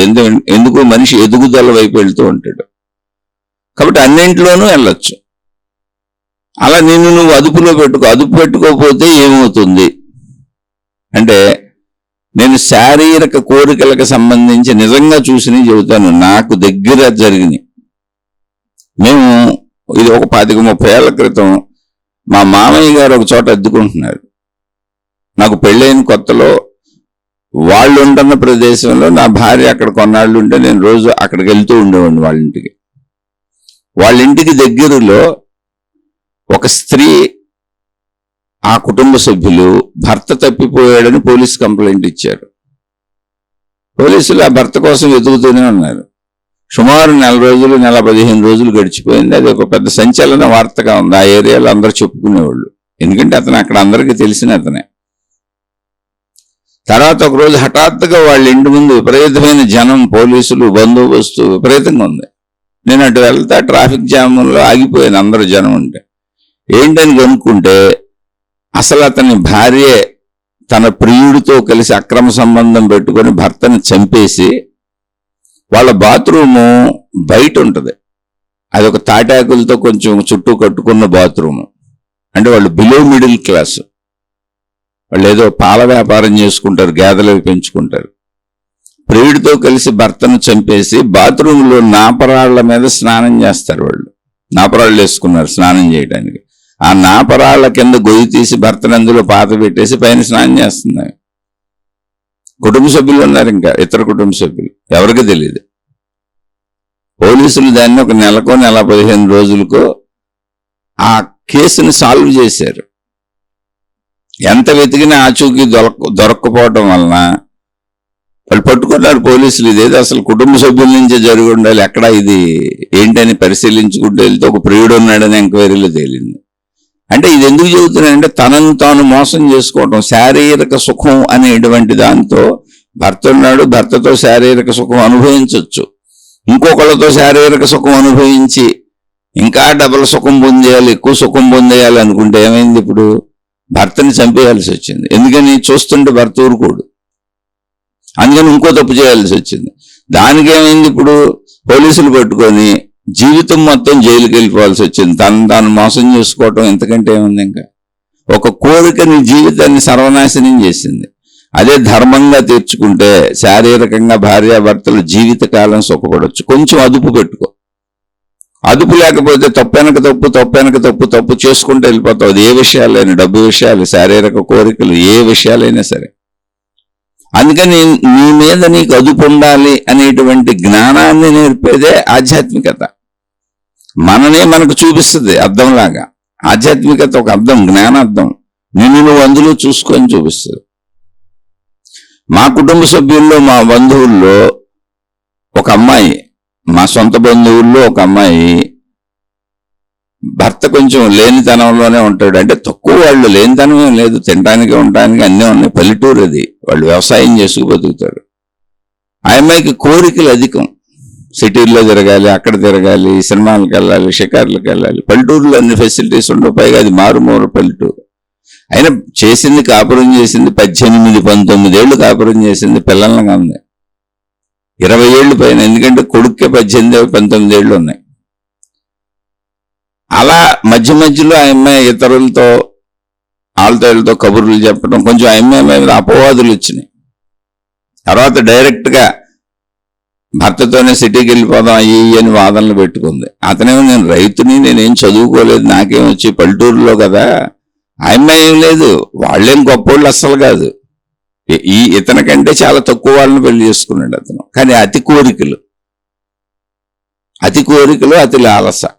వేరే వాళ్ళతో అక్రమ సంబంధాలు పెట్టుకుంది డబ్బుల కోసం, అక్రమ సంబంధాల కోసం, శారీరక సుఖం కోసం, డబ్బుల కోసం పెట్టుకొని ఇష్టం వచ్చినట్టు తిరిగింది. భర్తను లెక్క చేయకుండా తిరిగింది. భర్త ముందు ఎవరితో పడితే ఆడితో కబుర్లు చెప్పి స్థాయికి వచ్చేసింది, నువ్వెంతనే స్థాయికి వచ్చింది. కానీ అప్పటికే 17-16 ఏళ్ళు కొడుకున్నాడు, కూతురుంది, 2 ఏళ్ల గ్యాప్లో కూతురుంది. అంత వయసు వచ్చిన పిల్లలు ఉన్నా కూడా, పిల్లలు చెబుతున్నా కూడా ఈమె ఇష్టం వచ్చినట్టే ఉంటుంది. ఎందుకని? కోరిక బలము. అందుకని ఎవరో ఒకళ్ళు జ్ఞానం చెబుతూ ఉండబోతే ప్రపంచానికి, ప్రపంచం ఆటవిక ప్రపంచం అయిపోద్ది, జంతు ప్రపంచం అయిపోద్ది. ఈరోజు ప్రపంచం ఒక పద్ధతిలో మనుషులందరూ ఎంతో కొంత హాయిగా సాగుతున్నారు. చెడులు ఎంతున్నా మంచి మాత్రమే ఎక్కువ ఉంది. 80% మంచి వాళ్ళు ఉండబట్టే జీవితాలు సాగుతున్నాయి. ఒక 20% బయట పడిపోయేంత చెడులు చేసేవాళ్ళు ఉన్నారు. అవన్నీ మనం వార్తల్లో వింటూ ఉంటాం. ఈ 80%లో ఏదో దొరకకుండా చిన్న చిన్న తప్పులు చేస్తూ మళ్ళీ సరిదిద్దుకుంటూ వాళ్ళని వాళ్ళు ధర్మంగా ఉందామని ప్రయత్నించుకుంటూ కుటుంబాలు, జీవితాలు నాశనం చేసుకోవడం ఎందుకని సర్దుకుంటున్న వాళ్లే ఉన్నారు. వాళ్ళంతా మంచివాళ్ళే. వీళ్ళకి జ్ఞానం అందితే ఇంకా బాగా మంచివాళ్ళు అయిపోతారు. ఆ 20% చెడ్డవాళ్ళు కూడా సరైన జ్ఞానం వాళ్ళకి అందితే, వాళ్ళు దాన్ని తీసుకోవాలిగా. జ్ఞానం అందుద్ది ఎప్పుడు, ప్రపంచంలో ఉంది. ఎవరొకళ్ళు చెబుతూ ఉంటారు, ఏవో గ్రంథాలు రచిస్తూ ఉంటారు, అనేకం ఉన్నాయి. కానీ స్వీకరించాలిగా. అది తెలుసుకుంటే నిన్ను నువ్వే మోసం చేసుకుంటున్నావు ఈ తప్పుల వలన, తాత్కాలిక సుఖభోగాలను అనుభవించాలని అనుకోవటం వలన అనేది తెలిస్తే చాలా మంది తప్పులు చేయరు. ఇప్పుడు ఒక దొంగతనాలు చేసే దొంగ తనంతానే మోసం చేసుకుంటున్నాడు. ఎందుకని? నేను కష్టపడి పని చేయను, ఎవరో పని చేసిన వాళ్ళతో నేను దోచుకుంటాను. అలా దోచుకున్నప్పుడు ఏదో ఒక రోజు నిన్ను పోలీసులు పట్టుకుంటారు, తప్పదు. అప్పుడు నీ జీవితం మొత్తం అయిపోయింది, జైలు జీవితం. ఇటు నీ కుటుంబ సభ్యుల్ని వదిలేయాలి, వాళ్ళు నాశనం అయిపోతారు, వాళ్ళకి చూసే దిక్కు ఉండదు, నువ్వు వెళ్ళి జైల్లో కూర్చుంటావు. అలా తొందరపడి హత్యలు చేసేవాళ్ళు, కోపంతో హత్యలు చేసేవాళ్ళు, గొడవలు పెట్టుకొని ఇతరులను చంపేసేవాళ్ళు, కొట్లాటలకు వెళ్ళేవాళ్ళు, మానభంగాలు చేసేవాళ్ళు, ఆ కాసేపు ఉద్రేకాన్ని ఆపుకోలేక మానభంగాలు చేసేవాళ్ళు జీవిత ఖైదులకు వెళ్ళిపోతున్నారు. మరణశిక్షలు పడిపోయిన వాళ్ళు కూడా ఉన్నారు. ఇదంతా నన్ను నేను మోసం చేసుకోవటం కాదు. ఇవన్నీ కూడా చాలా జాగ్రత్తగా గమనించుకొని అదుపు పెట్టుకోవాలి. ఇలా మా కుటుంబ సభ్యుల్లోనే, మా బంధువుల్లో అని చెప్పానుగా, మాకు తెలిసిన వాళ్ళల్లో మా బంధువుల్లో ఆ అమ్మాయి అనేక అక్రమ సంబంధాలు పెట్టుకొని పిల్లలకి సుమారు 18, 20 ఏళ్ళు, 18 ఏళ్ళు, 16 ఏళ్ళు ఆ వయసు వచ్చినాక వేరే వాళ్ళతో అక్రమ సంబంధాలు పెట్టుకొని డైరెక్ట్గా రోడ్లు ఎక్కేసింది. వేరే ఊళ్ళో వెళ్ళి రూములు తీసుకొని అక్కడ ఎవడు పడితే అటు రావటం, వాళ్ళతో డైరెక్ట్. అందరికీ తెలుసు. ఏంటి? డబ్బు కావాలి, విలాసాలు కావాలి, కారుల్లో తిరుగుతుంది. ఐ కారుల్లో తిప్పుతున్నారు, రోజుకొకడు వాడుకుంటున్నాడు, తిరుగుతున్నారు. సరే, ఇవన్నీ చూసి బంధువులందరూ కలిపి చక్కగా అమ్మాయిని పిలిచి విడాకులు ఇప్పించేశారు. నీ ఇష్టం వచ్చినట్టు నువ్వు బతుకు. మళ్ళీ ఆ విడాకులకు డబ్బులు తీసుకుంది భర్త దగ్గర, ఇచ్చి పంపించేశారు. ఇక నీ ఇష్టం, నువ్వు బతుకని. భర్త అతను మంచివాడు, అతనికి ఎటువంటి చెడు అలవాట్లు లేవు. భార్యను కూడా చాలా కాలం భరించి చెప్పి చూశాడు. సరే, ఏదో అయిపోయింది, పిల్లలు ఉన్నారు, జీవితం పాడవకూడదు అని పిల్లలు పెద్దవాళ్ళు, పైగా పిల్లలు కూడా తల్లికి చెప్పి చూశారు. అంటే కోరికల బలం భర్తను వద్దంది, పిల్లల్ని వద్దంది. ఒక వ్యసనాలను పెట్టుకుంటూ వెళ్తే మనిషి ఏమైపోతాడు? ఇలాంటి పురుషులు బోల్డ్ మంది ఉన్నారు. 4-5 చోట్ల ఫ్యామిలీలు పెట్టిన వాళ్ళు ఉన్నారు. 2-3 పిల్లలతో దర్జాగా రోడ్ల మీద 2-3 ఇళ్ళు పెట్టుకొని తిరుగుతున్న వాళ్ళు ఉన్నారు, ఆథరైజ్డ్గా. అలా వాళ్ళు ఉన్నారంటే ఆడవాళ్ళు కూడా ఉన్నారనే, ఇద్దరిలో ఉంటేనే తప్పు. అయితే ఉన్నారంటే ఏం జీవితాలు నాశనం, పరువు లేదు, ప్రతిష్ట లేదు, వాళ్ళ పిల్లలు తలెత్తుకోలేరు రోడ్ల మీద. ఒక నీచమైన బతుకు, నిన్ను మోసం చేసుకోవటమే కదా. ఇప్పుడు ఈవిడ పరిస్థితి ఏమైంది? విడాకులు ఇప్పించేసారు, వెళ్ళిపోయింది. ఒక 2-3 ఏళ్ళు విచ్చలవిడిగా తిరిగేసింది.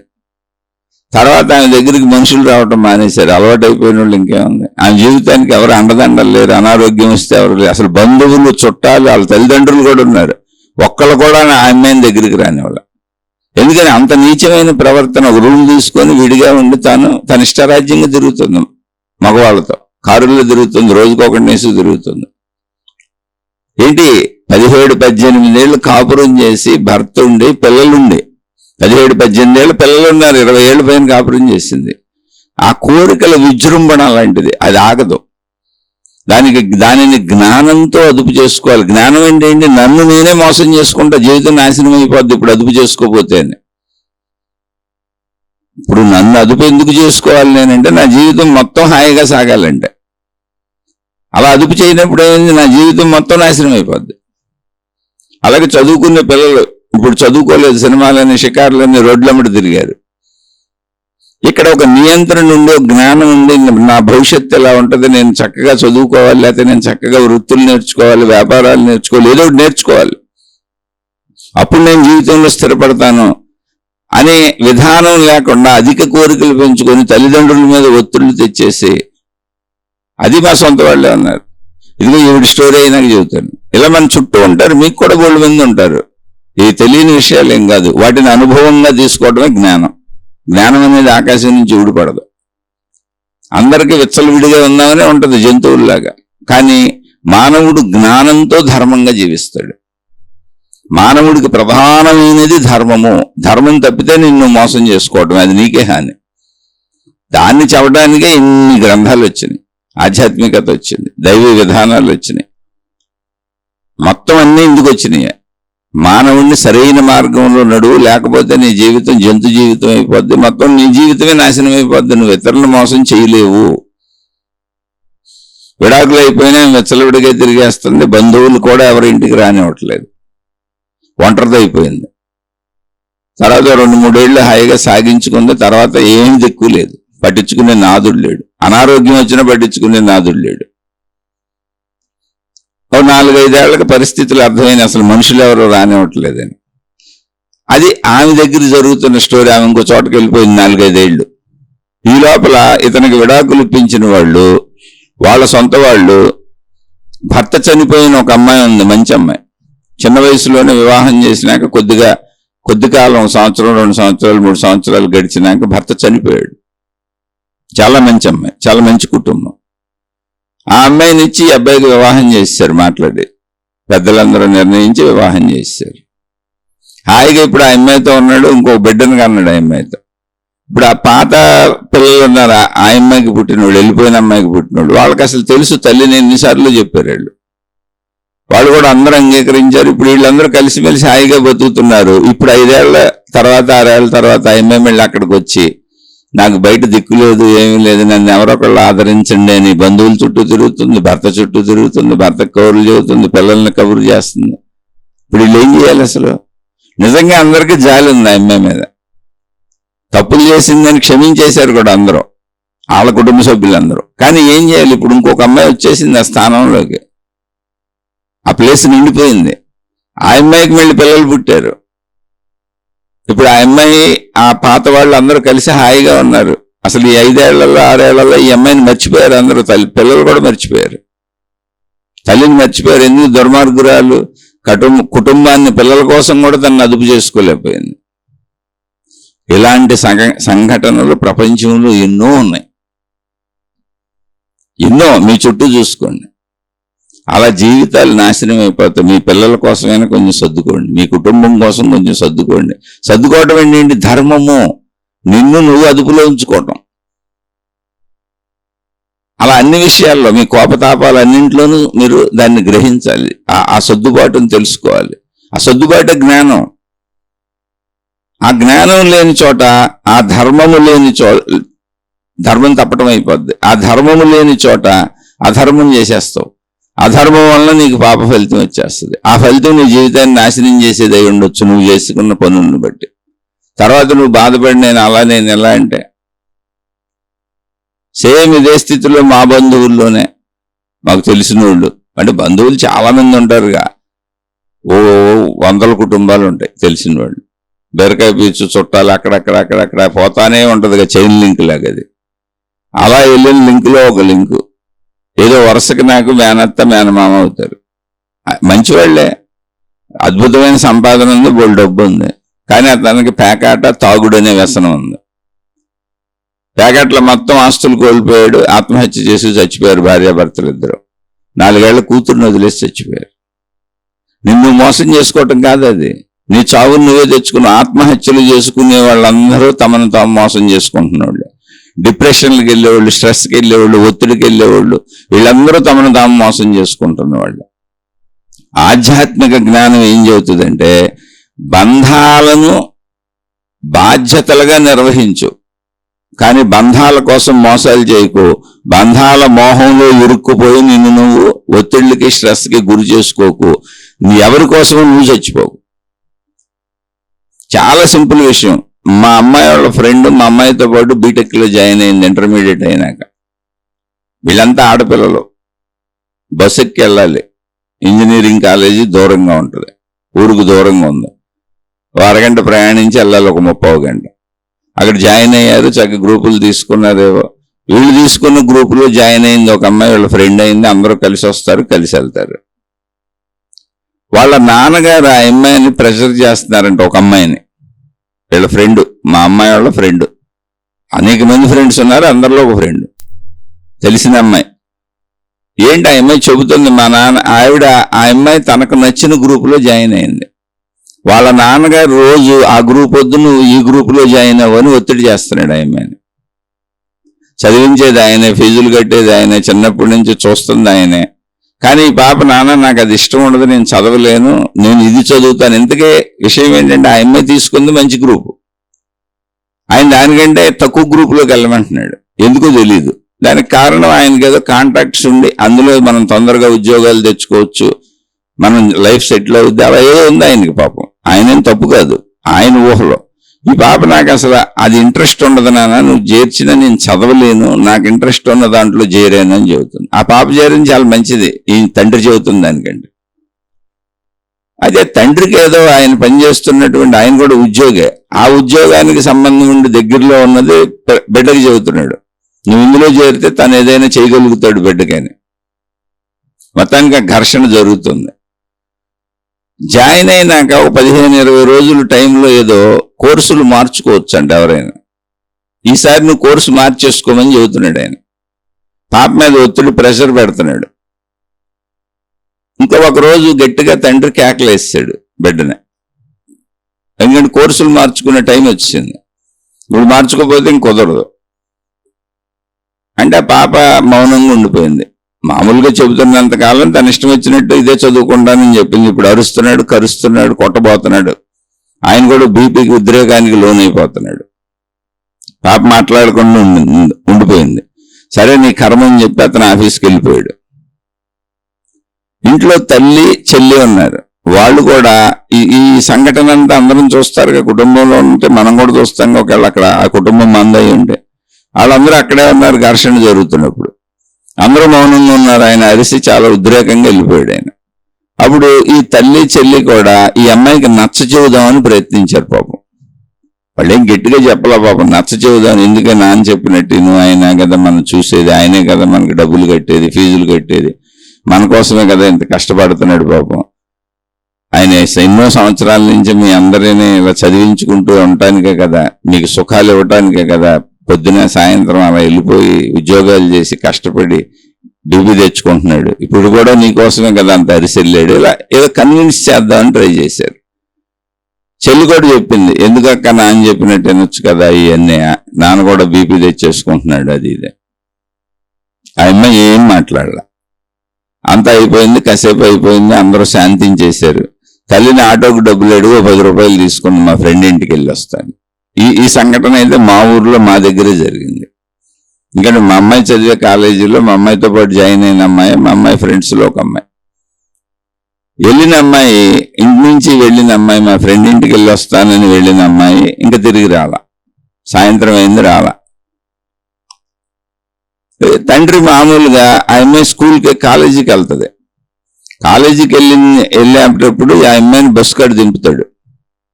మళ్ళీ రిటర్న్ వచ్చేటప్పుడు బస్సు ఎక్కించుకో, ఆ బస్సు కాడి నుంచి బస్సు ఒక స్టాప్లో దింపుది, అక్కడి నుంచి స్కూటర్ మీద ఎక్కించుకొస్తాడు ఆయన, మోటార్ సైకిల్ మీద. రోజు బస్సు ఎక్కించేది ఆయనే, బస్సు దింపిన ప్లేస్ నుంచి ఇంటికి తీసుకొచ్చేది ఆయన. సరే ఏమన్నా కోపం వచ్చి కాలేజీకి వెళ్ళిపోయిందేమో అని చెప్పి మళ్ళీ ఆ బస్సు కాడికి వెళ్ళాడు. అంటే వేరే విధానంగా వెళ్ళిపోయిందేమో, అరిసాం కదా అని వెళ్ళి బస్సు కాడికి వెళ్తే ఆ అమ్మాయిని రాలా. ఓహో అయితే బస్కి వెళ్ళలేదు, ఏ ఫ్రెండ్ ఇంట్లోనే ఉండి అని ఫ్రెండ్స్ అందరినీ కనుక్కున్నారు. ఎవరింట్లోనూ లేదు. ప్రతిరోజు ఉదయం సాయంత్రం బస్సు దగ్గరికి వస్తున్నాడు. మా అమ్మాయి ఇంటికి వచ్చి చెప్పేది, డాడీ ఆయన రోజు వచ్చి మా అమ్మాయి అని అడుగుతున్నాడు, మాకు అసలు ఏం చెప్పాలో తెలియట్లేదు, ఏమైంది ఆ అమ్మాయి అని. పాపం అందరూ బాధపడేవాళ్ళు. ఆయన కళ్ళనీళ్ళు పెట్టుకు ఏడుస్తున్నాడు, అమ్మ మా అమ్మాయి కనపడలేదు, మా అమ్మాయి రాలేదు, కొంచెం చెప్పండి తల్లి, కాలేజీకి రాలేదా, ఇవాళ కూడా రాలేదా. ఊరంతా ఎదుగుతున్నాడు, తెలిసిన బంధువులందరి దగ్గరికి వెళ్తున్నాడు, బంధువులందరినీ కనుక్కున్నాడు.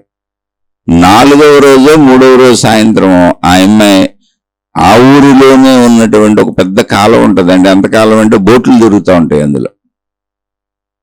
ఆ కాలంలో శవంగా తేలింది. ఎక్కడో పోలీసులు కనుక్కున్నారు.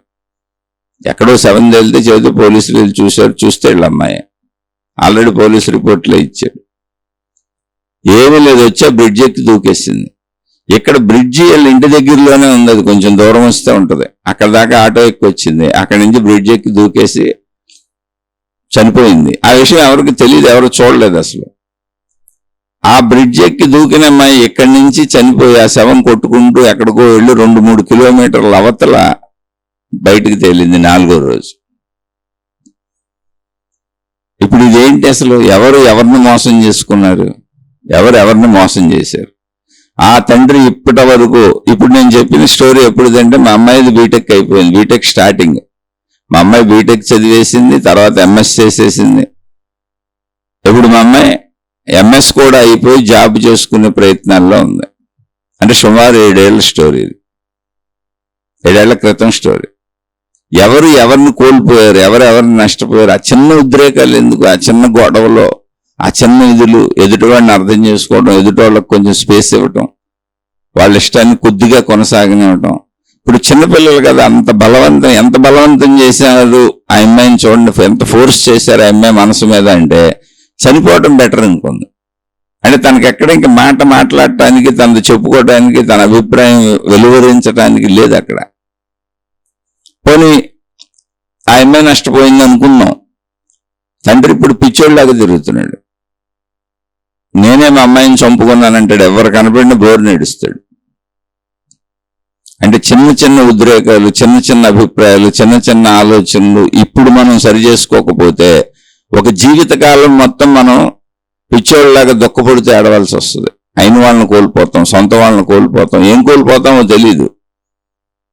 అందుకని అన్ని చోట్ల అదుపు కావాలి, కోపం దగ్గర కూడా అదుపు కావాలి.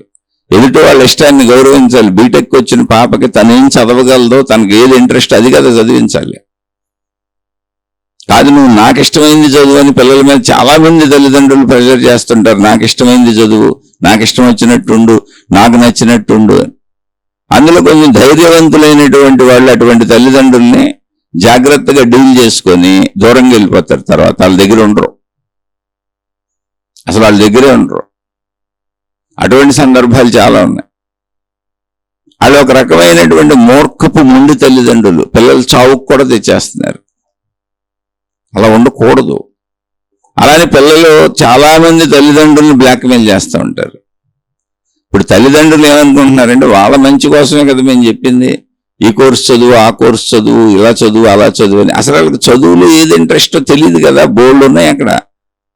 వాళ్ళు చదవగలరా లేదా, వాళ్ళ స్టామినా ఏంటి, అందరికీ అన్ని చేసేయలేరు. గొప్పగా చదివేయాలని అందరు తల్లిదండ్రులు మా పిల్లలు గొప్పగా చదివేయాలి అనుకుంటారు, కానీ అందరికీ స్టామినా ఉండదు. ఎవరికాళ్ళకి అర్థం చేసుకునే ఒక స్థాయి ఉంటుంది, ఎవరికాళ్ళకి బ్రెయిన్కి, శరీరానికి, అన్నింటికి, మనసుకి ఒక స్థాయి ఉంటుంది. ఆ స్థాయిలోనే వాళ్ళు ప్రయాణించగలరు. అందుకని ఎదుటి వ్యక్తిని గమనించాలి. తప్పులు చేస్తుంటేనో పొరపాట్లు చేస్తుంటేనో చెప్పాలి తప్ప ఈ చదువులు, గ్రూపులు, వీటిలో చిన్న విషయాల్లో అంతంత ఒత్తిడి వాళ్ళ మీద పెట్టేస్తే అసలు ఇప్పుడు చదువులన్నీ ఒత్తిడి అయిపోయినాయి ప్రజలకి. ఇక తల్లిదండ్రులే అంత ప్రెజరైజ్ చేసేస్తా ఉంటే, ఏం చదవాలో వీళ్ళే చెబుతూ ఉంటే, వాళ్ళకి నచ్చినా నచ్చపోయినా ఇదే చదవమంటా ఉంటే, ఇలాగే జీవించు, నువ్వు నేను చెప్పినట్టే జీవించు, ఇదే కరెక్ట్ అంటా ఉంటే, తల్లిదండ్రుల మీద ఆధారపడిన పిల్లలు, వేరే దారి లేని పిల్లలు ఏం చేస్తారు? మగపిల్లలు అయితే బయటకు వెళ్ళి బతుకుతారు. ఇలా ఇళ్లలోంచి పారిపోయిన వాళ్ళు బోల్డ్ మంది ఉన్నారు నాకు తెలిసిన వాళ్ళు. నాకు తెలిసిన వాళ్ళండి, మీకు కూడా తెలుస్తారు. మీరు చూడండి సమాజాన్ని, అలాగే ఉంది. ఇప్పుడు ప్రస్తుత సమాజం అలాగే ఉంది, అనాదిగా సమాజం అలాగే ఉంది. ఎంతోమంది ఇలా పారిపోతున్న వాళ్ళు ఉన్నారు. అలానే ఇప్పుడు ఎక్కువ శాతం మంచిగా ఉంది, అందుకే మనం హాయిగా బతుకుతున్నాం. కానీ ఆ మంచిలో చెడు కూడా ఉంది. ఆ చెడుని గమనించుకోవాలి, అది మనమే సరి చేసుకోవాలి. మన పిల్లల్ని పోగొట్టుకొని మనం బతకగలమా? పిల్లల్ని పోగొట్టుకోవడం కంటే డబ్బు పోగొట్టుకోవటం, అభిప్రాయాలు పోగొట్టుకోవటం, ఆలోచనలు పోగొట్టుకోవటం ఏమవుద్ది? ఏ గ్రూప్ చదివితే ఎవరైనా చూద్దాం, ఏదో ఒకటి అవుద్ది. ఎప్పుడూ ఏదో అవుద్ది. ఏం ఉద్యోగాలు వస్తాయో, ఎలా బతుకుతారో ఏదని మన ఊహల్లో ఇప్పుడు వాళ్ళని ఒత్తిడి చేసి నొక్కేసే బదులు ప్రస్తుతం బతకనిస్తే భవిష్యత్తు కాలంలో ఎలాగో వాళ్ళ జీవితాన్ని వాళ్ళే ఎదుర్కొంటారు. మనం తోడు ఉండి చేయగలిగిన సహాయం చేద్దాం. ఇప్పుడు తల్లిదండ్రులుగా వాళ్ళని ఒత్తిడి చేసేసి ఇప్పుడే వాళ్ళు గొప్పవాళ్ళు అయిపోవాలి, ఆ గొప్పవాళ్ళు అవడానికి నేను స్కెచ్ చేసేసాను, ప్లాన్ వేసేసాను, రూట్ వేసేసాను, ఇల్లు కడటానికి ఇంజనీరింగ్ ప్లాన్ వేసినట్టు మా అబ్బాయికి మా అమ్మాయికి మొత్తం జీవిత కాలానికి నేను ఒక మ్యాప్, రూట్ మ్యాప్ వేసాను, ప్లాన్ వేసాను, అలా వాళ్ళు నడిస్తే చాలండి. వాళ్ళు ఏమైనా రోబోట్లా, బొమ్మలా? వాళ్ళకి సొంత అభిప్రాయాలు ఉండవు. అందులో ఎదిగిన పిల్లలకి ఇంకెక్కువ ఉంటాయి. అందులో వయసులో ఇప్పుడు హార్మోన్లు రిలీజ్ అవుతూ ఉంటాయి. యవ్వనం అది. బోల్డ్ అభిప్రాయాలు, స్వతంత్ర అభిప్రాయాలు వచ్చేటువంటి సమయం అది.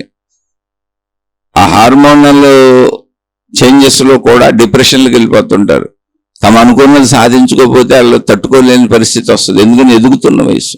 అలాంటి తల్లిదండ్రుల మీద ఆధారపడాలి. డబ్బు ఉండదు, ఇంకా పూర్తి అవ్వలేదు చదువులు, వృత్తి వ్యాపార ఉద్యోగాల్లోకి రాలేదు, సొంత సంపాదన రాలేదు. ఇవన్నీ గమనించుకోకపోతే ఇప్పుడు ఆ తండ్రి తల్లి పిచ్చోళ్ళే ఏడుస్తున్నారు. ఇప్పుడు ఆ రెండో కూతుర్ని, ఇంకో కూతురు ఉంది, చెల్లి ఉంది అమ్మాయికి. ఎక్కడ ఈ అమ్మాయి ఏం చేస్తుందో, నువ్వేం చెబుతుంది అంటున్నారు. చూడండి, మనమే చేతులారా చేసుకోవట్లా. కొద్దిగా కోపాన్ని తగ్గించుకుందాం, కొద్దిగా మన అభిప్రాయాలు ఎదుటోళ్ళ మీద రుద్దేయటం తగ్గించుకుందాం, కొద్దిగా ఎదుటోళ్ళని భరించడం నేర్చుకుందాం. మన వాళ్లే కదా ఎదుటి వాళ్ళు, మన భార్య, మన భర్త, మన పిల్లలు. ఇది నువ్వేం నేర్చుకోపోయినా నిన్ను నువ్వే మోసం చేసుకున్నావు. ఎందుకని? నీ భార్య నష్టపోయినా, నీ భర్త నష్టపోయినా, నీ పిల్లలు నష్టపోయినా నీకు నువ్వే శిక్ష వేసుకున్నట్టు అయిపోయింది నీ మనసుకి. ఆ విషయం తెలుసుకోండి. నీకు నువ్వే శిక్షలు వేసుకున్నావు, నిన్ను నువ్వే మోసం చేసుకున్నావు. ఇలా ప్రతి వ్యక్తి తనను తాను అదుపులో ఉంచుకొని నీకు నువ్వు శిక్షలు వేసుకోబాక, నీకు నువ్వు మానసిక శిక్షలు వేసుకోబాక, భావ శిక్షలు వేసుకోబాక, నిన్ను నువ్వు శిక్షించుకోబాక. ఎందుకని? నువ్వు ఎప్పుడు నీ వాళ్ళని ప్రేమిస్తావు. ఆ ప్రేమలో ప్రేమించడం ఏంటంటే వాళ్ళకి స్వేచ్ఛిస్తూ ప్రేమించాలి, వాళ్ళని బ్రతకనిస్తూ ప్రేమించాలి. అంతేతప్ప నేను ప్రేమిస్తున్నానని మనం కౌగిలించుకొసుకొని వాళ్ళని ఊపిరాడకుండా చంపేయకూడదు. దాన్ని ప్రేమని చెప్పకూడదు. మన కౌగిట్లో వాళ్ళు చనిపోకూడదు.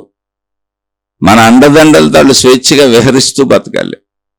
వాళ్ళకి మనం అలా సాయంగా ఉండాలి. ఎవరైనా సరే, నువ్వు తల్లివవు, తండ్రివవు, పిల్లలు అయితే తల్లిదండ్రులను కూడా అలాగే చూడాలి. ఇప్పుడు పెద్ద వయసు వచ్చిన పిల్లలు ఉంటారు, తల్లిదండ్రులకు సాయపడద్దు.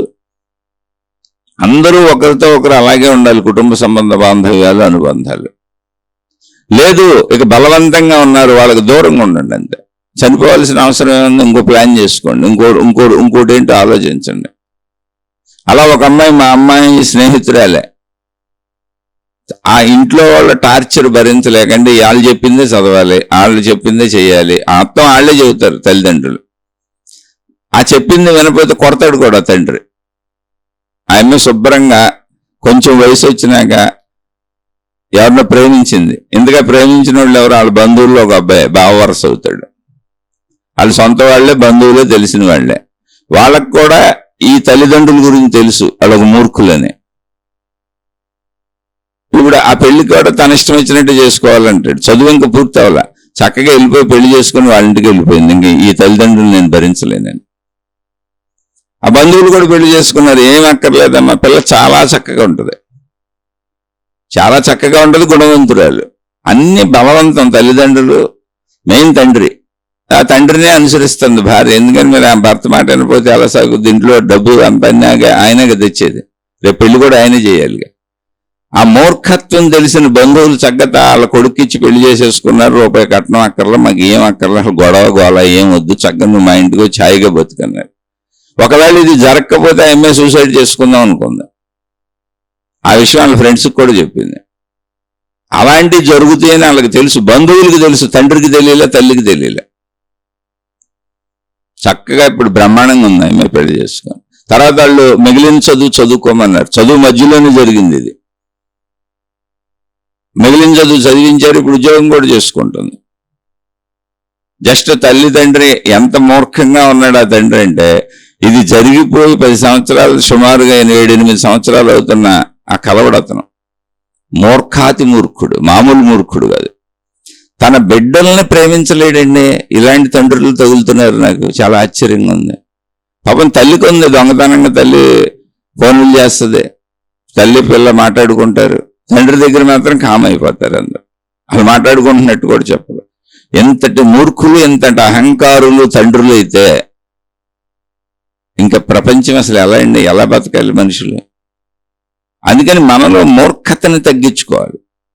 ఆ మూర్ఖత నువ్వే గమనించుకోవాలి, లేదా నిన్ను నువ్వు మోసం చేసుకోవటం. ఇప్పుడు ఏమైంది, తండ్రికి లోపల ఉండదండి, లోపల ఉంటుంది. కానీ మూర్ఖుడు అహంకారాన్ని తగ్గించుకోలేడు. కూతురునైనా వదులుకుంటాడు, కొడుకునైనా వదులుకుంటాడు, ఏ బంధాన్నైనా వదులుకుంటాడు. కానీ మూర్ఖుడు అహంకారాన్ని తగ్గించుకోలేడు. వాడే మూర్ఖుడు. వాడికి చాలా దూరంగా ఉండాలి. వాళ్ళు స్త్రీలైనా పురుషులే. ఇలాంటి మూర్ఖపు స్త్రీలు కూడా ఉన్నారు. అందరూ ఉంటారు. కుతంత్రాలు పొందేవాళ్ళు, కుట్రలు పొందేవాళ్ళు. దానికి రామాయణంలో కైకమ్మని చెప్పుకున్నాం, మహాభారతంలో ధృతరాష్ట్రుడు గాంధారిని చెప్పుకున్నాం. అసలు ఎన్ని ఉంటాయి చూడండి, మనుషులు ఎలా ఉంటారు. ఇవి తగ్గించుకోవాలి. ఇప్పుడు భస్మాసురుడు అనే రాక్షసుడు శివుడు కోసం తపస్సు చేసి శివుడు వరం ఇచ్చాడు. ఎవరిని ఎత్తిన చేయి పెడితే వాళ్ళు భస్మం అయిపోవాలని అడిగాడు. ఇచ్చాడు వరం. శివుడిని ఎత్తిన పెడతానన్నాడు. ఎలా ఉంటారు మనుషులు. ఇవి మన కోసమే రాశారు ఆ కథలో. అయితే శివుడిని ఎత్తిన పెట్టగలిగాడా, ఎవరిని ఎత్తినైనా పెట్టగలిగాడా? ఆయన ఎత్తిన ఆడే పెట్టుకున్నాడు. ప్రకృతి ఊరుకుంటుందా? వాడినే బూడిద గొప్ప చేసింది. అంటే నిన్ను నువ్వు మోసం చేసుకోవటమే. నువ్వు ఎటువంటి చెడు వైపు వెళ్ళినా అది హాని నీకే తిరిగి వస్తుంది. ఎందుకంటే మొత్తం విశ్వశక్తి ధర్మసూత్రం మీద నడుస్తుంది. ఇక్కడ ధర్మాత్ములు మాత్రమే హాయిగా చివరి వరకు జీవించగలుగుతారు. వాళ్ళకే మరణం ఉంది, మరణం హాయిగా ఉంటుంది, జీవితం హాయిగా ఉంటుంది, మొత్తం సుఖంగా హాయిగా సాగిపోద్ది. ఎందుకని హాయిగా సాగిపోద్దంటే అన్ని ఏర్పాట్లు అందిపోతాయని కాదు. వాళ్ళు సర్దుకుంటారు, వాళ్ళు భరిస్తారు, వాళ్ళు ఓర్చుకుంటారు, వాళ్ళు క్షమిస్తారు, వాళ్ళు ప్రేమిస్తారు, వాళ్ళు ఆనందిస్తారు, ఎదుటి వాళ్ళకి సహాయం చేస్తారు. అలాంటి వాళ్ళకి అందరూ తిరిగి సహాయం చేస్తారు. వాళ్ళు ఎదుటి వాళ్ళకి అండదండలుగా ఉంటారు. అలాంటి వాళ్ళకి తిరిగి అందరూ అండదండలుగా ఉంటారు. జీవితంలో లోటుపాట్లనే భరిస్తారు, సర్దుకుంటారు, తృప్తి పడతారు అన్నదాంతో. ధర్మము అంటే అప్పుడు దుఃఖం ఎందుకు ఉంటుంది? తృప్తి పడేవాడికి అసలు దుఃఖమే లేదు, చదువుకునేవాడికి అసలు సమస్య లేదు. అది ఆధ్యాత్మికత నేర్పేది. అంతే ప్రపంచం మారిపోద్ది, దేవుడు వచ్చి నీ జీవితాన్ని మార్చేస్తాడు, ఏ దేవత దిగొచ్చి నీ జీవితాన్ని మార్చేస్తారని ఎవరో చెప్పలే. దేవుడు, దేవత, మతము, మార్గము, గురువు, జ్ఞానము, వీటి ద్వారా చదువుకోవడం నేర్చుకో, ఓర్పుగా ఉండటం నేర్చుకో, మంచిగా ఉండటం నేర్చుకో, ప్రేమగా ఉండటం నేర్చుకో, చెడు గుణాలు తగ్గించుకో, కోపతాపాలు తగ్గించుకో, నిన్ను నువ్వు అదుపులో ఉంచుకో, అహంకారం తగ్గించుకో, మూర్ఖత తగ్గించుకో. తన బిడ్డల్ని ప్రేమించలేనటువంటి వాడు ప్రపంచంలో ఎవరిని ప్రేమిస్తున్నానన్నా మీరు నమ్మొద్దు. ఆలోచించి చూడండి. తన సొంత కొడుకునో తన సొంత కూతురునో ప్రేమించలేనటువంటి వ్యక్తి ఎవరినైనా ప్రేమించగలరని ఎలా నమ్ముతున్నారు? అసలు ప్రపంచంలో ఏ వ్యక్తి అయినా ముందు ప్రేమించగలిగితే తన బిడ్డల కంటే అధికంగా ప్రేమించడానికి ఏమి ఉండదు. బిడ్డలు పుట్టినాక తల్లికి, అంటే తల్లి అయిపోయినాక ఆవిడికి భర్త మీద కంటే పిల్లల మీద ఎక్కువ అనురాగం ఉంటుంది. అలాగే తండ్రికి కూడా ఇప్పుడు నా పిల్లల భవిష్యత్తు ఏంటి, వీళ్ళ కోసం పాటుపడాలి, వీళ్ళ కోసం తీర్చిదిద్దాలి వీళ్ళని అని తండ్రి అవిశ్రాంతం ఆలోచిస్తూనే ఉంటాడు. అందుకే తల్లిని భూదేవితో పోల్చారు, తండ్రిని ఆకాశంతో పోల్చారు, సృష్టిలో ఉన్నటిని చూపించారు. అలాంటి తల్లిదండ్రుల వ్యవస్థలో ఒక తండ్రి ఇలా ఉన్నాడు అంటే మీరు అసలు ఆ తండ్రిని నమ్మక్కర్లే. ఇంకా తన సొంత బిడ్డల్ని ప్రేమించలేని స్థితిలో ఉన్నాడు అంటే నేను నమ్మక్కర్లే. ఇంకా పైకి ఎన్ని నటనలైనా చేయొచ్చు, వాళ్ళు ఎంత గొప్పవాళ్ళుగైనా కనపడవచ్చు. అయితే ఇది మనం నమ్మినా కాలం వాళ్ళ యొక్క బుద్ధులు, వాళ్ళ యొక్క గుణాలు, అటువంటి తండ్రులు, అటువంటి తల్లులు, అటువంటి దుర్మార్గపు మనస్తత్వం ఉన్నటువంటి వాళ్ళని కాలం వ్యక్తీకరించి వాళ్ళ మనసును చూపిస్తుంది. వాళ్ళు ఎంత దాచుకుందాం అనుకున్నా వాళ్ళని, వాళ్ళ యొక్క స్వరూప స్వభావాలను వ్యక్తీకరించి ప్రజలకు చూపించే వరకు వాళ్ళకి చావు రాదు, చంపదు. మేడిపండు చూడ మేలిమయ్యుండు, పొట్ట విప్పి చూడ పురుగులుండు. పొట్ట విప్పి చూపిస్తుంది కాలం. మంచిని అలాగే చూపిస్తుంది, చెడుని అలాగే చూపిస్తుంది. ఏ మనిషినైనా సృష్టి వాళ్ళలో ఉన్న గుణాలను చుట్టూ ఉన్న సమాజం మొత్తానికి వ్యక్తపరిచినాకే చంపుద్ది. అయితే ఆ చుట్టూ ఉన్న సమాజం ఆ మనిషిని బట్టే ఉంటుంది, వాళ్ళు ఎంత వ్యాప్తతలో పరిచయాల్లో ఉన్నారని. వాళ్ళ కుటుంబ సభ్యులకి వాళ్ళందరికీ వాళ్ళు అర్థమైనాకే చంపుద్ది. ఓహో, మనం ఎన్నాళ్ళు ఇంత మంచోళ్ళు అనుకున్నాం, లోపల ఉన్నది ఇంత కుట్ర, ఇంత కుతంత్రమా, దాంతో ప్రవర్తించారా అనేది వాళ్ళ యొక్క నిజ నిరూపణ చేసి చంపుద్ది. లేదు, వీళ్ళు మంచోళ్ళు కాదని అందరూ ప్రచారం చేశారు, వీళ్ళ మీద చెడు ముద్రలు వేశారు, కానీ వీళ్ళు ఎంత మంచోళ్ళ, అయ్యో ఈ మంచోళ్ళని చెడ్డవాళ్ళుగా ప్రచారం చేశారే, వీళ్ళ మంచిని చూపిద్దామని ప్రకృతి ఆ మంచిని బయటికి చూపించినాకే చంపుద్ది ఎవరిని. మనిషి చనిపోయే లోపల అతని చెడు అతని మంచి ఇక్కడే వ్యక్తీకరించబడతాయి, ప్రజలు తెలుసుకుంటారు. కాబట్టి మనం ఎవరినో మోసం చేసి గుర్తింపులు పొందేద్దాం అనుకోవడానికి పొందలేరు. తాత్కాలిక గుర్తింపు అదంతే. తర్వాత అది నీకే సిగ్గు అయిపోద్ది. తర్వాత నీ బతుకు నువ్వు బతకడమే కష్టమైపోద్ది. నీ గుర్తింపుకు సహకరించిన దొంగలందరి జీవితాలు కష్టమైపోతాయి.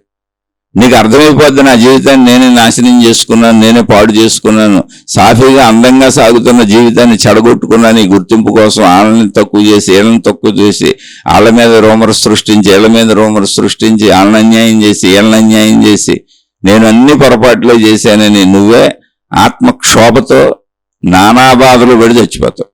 ఎవరికైనా తప్పదు, నాకైనా తప్పదు. అదే ధర్మంగా మంచిగా సర్దుకుంటూ మొదటి నుంచి జ్ఞానయుతంగా, జ్ఞానం ధర్మంలో నడుపుతుంది. జ్ఞానం అంటే ఏంటో తెలుసు, మీరు ధర్మంగా నడిస్తేనే, మంచిగా నడిస్తేనే మీకు జ్ఞానం అర్థమైనట్టు. జ్ఞానం వింటే కాదు, జ్ఞానం చదువుకుంటే కాదు, జ్ఞానం తెలుసుకుంటే కాదు. నిజమైన జ్ఞానం ఆచరణాత్మకంగా ఉంటుంది. అందుకని ఎప్పుడు మనం అదుపులో పెట్టుకోవడం, ఎదుటోళ్ళ గురించి మాట్లాడే ప్రసక్తే లేదు. ఎదుటోళ్ళు ఎలా ఉంటే అలా ఉంటారు. జ్ఞానం మనకు కదా, మంద కదా. అందుకని మనం జ్ఞానయుతంగా జీవించాలి. అలా జీవించే వాళ్ళకి ఎప్పుడు హాయిగా ఉంటుంది జీవితం. ఎందుకని ఓర్చుకుంటున్నారు, తగ్గుతున్నారు, భరిస్తున్నారు, జీవితాన్ని సాఫీగా నడుపుకుంటున్నారు. ఇప్పుడు భార్యాభర్తలు గొడవైంది, ఏదోటి రోజు గొడవలు అవుతున్నాయి, ఇద్దరికి పట్టలేదు, పిల్లలు ఉన్నారు. అయ్యో పిల్లల జీవితం పాడైపోద్ది, సర్దుకొని బతుకుదామని కాంప్రమైజ్ అయ్యి చక్కగా వెళ్ళిపోతున్నారు ఇద్దరు. అలా వాళ్ళ జీవితం బాగానే ఉంది, భార్య అక్కడే ఉంది, భర్త అక్కడే ఉన్నాడు. ఎంత పడినోళ్ళైనా మళ్ళీ మాట్లాడుకోరా, కొన్ని రోజులు కలవరా. ఇవాళ ఏదో మాట ఘర్షణలు వస్తున్నాయి, అహంకారం. వాళ్ళ జీవితం వెళ్ళిపోద్ది. ఆ సర్దుబాటు ఉన్న వాళ్ళకి వాళ్ళ కుటుంబ జీవితాలు వెళ్ళిపోతాయి, పిల్లల జీవితాలు వెళ్తాయి, అన్నీ అద్భుతంగా వెళ్తాయి. కానీ వాళ్ళు తమ జీవితాలు తామే నాశనం చేసుకుంటున్నారు. ఓ తోడు లేని జీవితం, ఒక నీడ లేని జీవితం. నేనే నన్ను నాశనం చేసుకున్నాను వాళ్ళకి తెలుసుకోవడం. కానీ అహంకారం, మూర్ఖత్వం. ఇంతకుముందు నేను నాశనం చేసుకోవడానికి ఏ మూర్ఖత్వం, ఏ అహంకారం నాకు పనిచేసిందో, ఇప్పుడు కూడా అదే మూర్ఖత్వం, అదే అహంకారం జీవితం చివరి వరకు అలాగే వెళ్తారండు. కానీ నన్ను నేనే మోసం చేసుకున్నాను, నేనే తప్పుదావలో వెళ్ళానని వాళ్ళకి తెలుసు. ఇంకేం చేయాలి ఇప్పుడు? అందుకని నువ్వు మోసం చేసుకోబాక. ప్రస్తుత అహంకారంతో, ప్రస్తుత కోరికలతో, ప్రస్తుత ఆశలతో, ప్రస్తుత మూర్ఖత్వంతో, ప్రస్తుతానికి సంబంధించిన ఏ ఆలోచనలతోనూ నువ్వు మోసం చేసుకోబాక. ఇదంతా ఇప్పటి వరకు మనం మాట్లాడుకుంది భౌతికం.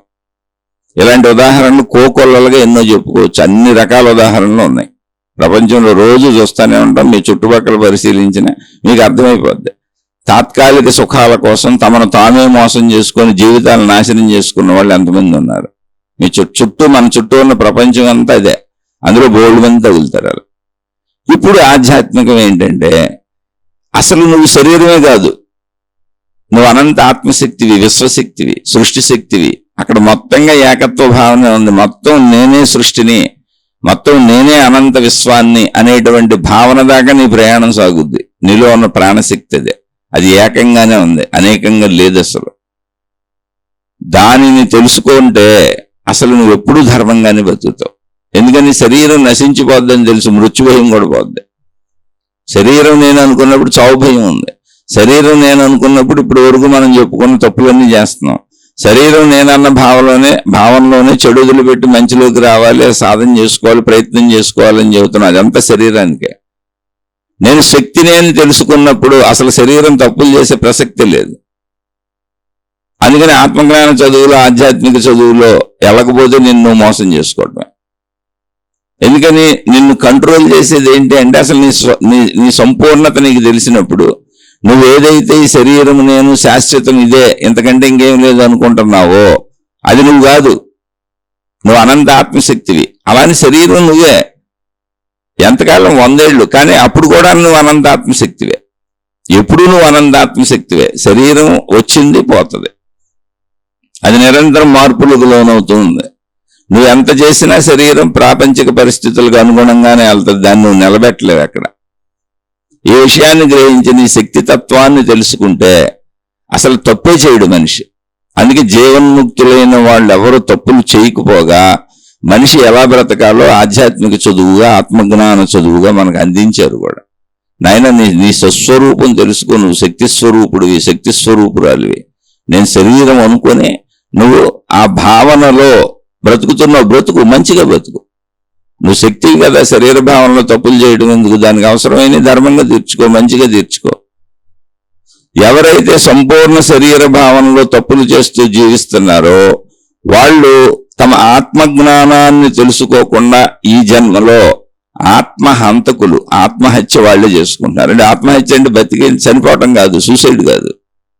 ఆత్మజ్ఞానాన్ని తెలుసుకోకుండా ఆత్మహత్య చేసుకుంటున్నారు. ఆత్మజ్ఞానాన్ని చంపేసుకొని శరీర భావంలో తప్పులు చేస్తూ బతికి చచ్చిపోతున్నారు. అప్పుడు జీవితమే వృధా అయిపోయింది. అసలు నువ్వు ఎందుకు పుట్టావు, ఎందుకు పెరిగావు, ఎందుకు జీవించావు, ఏం తిన్నావు, ఎందుకు తిన్నావు, ఇవన్నీ ఎందుకు చేసావు, ఎందుకు చచ్చిపోయావు? దానికి అర్థం లేని జీవితం అయిపోయింది. అలా అసలు ఆత్మజ్ఞానం వైపు రాని వాళ్ళందరూ తమను తాము సంపూర్ణంగా మోసం చేసుకుంటున్నారు. అలానే ఆత్మజ్ఞానం నేనేదో చెబుతున్నాను, ఇది గొప్పదే కాబట్టి దీని గురించి చెబుతున్నాను కాదు. ఆత్మజ్ఞానం తెలిసి నేను శక్తి స్వరూపుడు నేను తెలిస్తే అసలు తప్పే చేయడు మనిషి. ఎందుకని శక్తి స్వరూపులను, శక్తి స్వరూపురాలు అన్న భావన ఏకత్వ భావన, మొత్తం విశ్వమంతా వ్యాపించి ఉన్నపోయినటువంటి అనంత భావన వస్తుంది. భేదభావన ఉండదు, భేదభావన పోద్ది. అసలు తప్పు చేయాలని తలంపు కూడా పుట్టదు. శరీరం జస్ట్ ఉపకరణంగా ఉంటుంది. మనం ఇంట్లో చెంచాలు, గ్లాసులు, స్టీల్ ప్లేట్లు, పళ్ళాలు ఎలా వాడుకుంటాము, అలా మనం శరీరానికి బట్టలు ఎలా వాడుకుంటాము, అలా ఒక ఉపకరణంలా కాళ్ళకి చెప్పులు వేసుకుంటాం, అలా ఒక ఉపకరణంలా అనిపిస్తుంది. ఆ ఉపకరణం ఏమైతే ఏమైంది దాని గురించి పెద్ద బాధ ఉండదు. నేను అనంత ఆత్మశక్తిని అనేటువంటి శాశ్వతపు అమృతత్వపు పేర్కొంటుంది. అసలు మృతత్వపు భావనే పుట్టదు, చావు భయం ఉండదు, ఏ తప్పు చేయరు. తప్పు చేయకుండా జీవించాలంటే ఉన్న ఛాన్స్ ఒకే ఒకటే, ఆత్మజ్ఞానాన్ని తెలుసుకోవాలి. ఆత్మజ్ఞానం అంటే ఏంటి? అది బయట నుంచి దేవుళ్ళు, దేవతలు ఏదో మహిమల రూపంలో, మాయల రూపంలో నీకు నీ తల్ల చొప్పించేదా? కానే కాదు. నీ స్వీయ అంతరంగము, నువ్వు శరీరము నిజమే, అది తాత్కాలికము. అది పుట్టింది, పెరుగుతూ, మార్పులు చెందుతూ వెళ్ళిపోతుంది, ఒక రోజుకి లేకుండా పోద్ది. పుట్టక ముందు కూడా అది లేదు. అప్పుడు కూడా నువ్వు ఉన్నావు ఎలా? శక్తిగా, ఆత్మశక్తిగా, విశ్వశక్తిగా, సృష్టి శక్తిగా. పుట్టక ముందు ఉన్నావు, చనిపోయిన తర్వాత ఉంటావు. శక్తికి నశింపు లేదు. మధ్యలో నీటి బుడగవలే సముద్ర తరంగాలు ఎగిసిపెడితే ఏర్పడినటువంటి ఒక నీటి బుడగలాగా మన శరీరం ఏర్పడింది అనంత ఆత్మశక్తిలో. అలా ఏర్పడిన బుడగలే సృష్టి మొత్తం అని మహాత్ములు చక్కగా చెప్పారు. మనకు చదువుకుంటే అర్థమవుతుంది. ఆ బుడగ ఎప్పుడైనా పగిలిపోద్ది, కానీ శక్తి అలాగే ఉంటుంది, సముద్రం అలాగే ఉంటుంది, నీరు అలాగే ఉంటుంది. అది ఎక్కడ మాయమవదు. నీరు బుడగ అయింది కూడా నీరే, బుడగ పగిలిపోయినాక కూడా ఉండేది నీరే.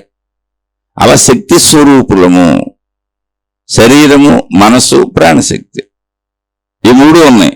శరీరం తెలుసు, అనుభవిస్తున్నాం, కానీ దాని పనితీరు తెలుసుకో, దాని తీరు తెలుసుకో, అది ఏర్పడిన బుడగని తెలుసుకో.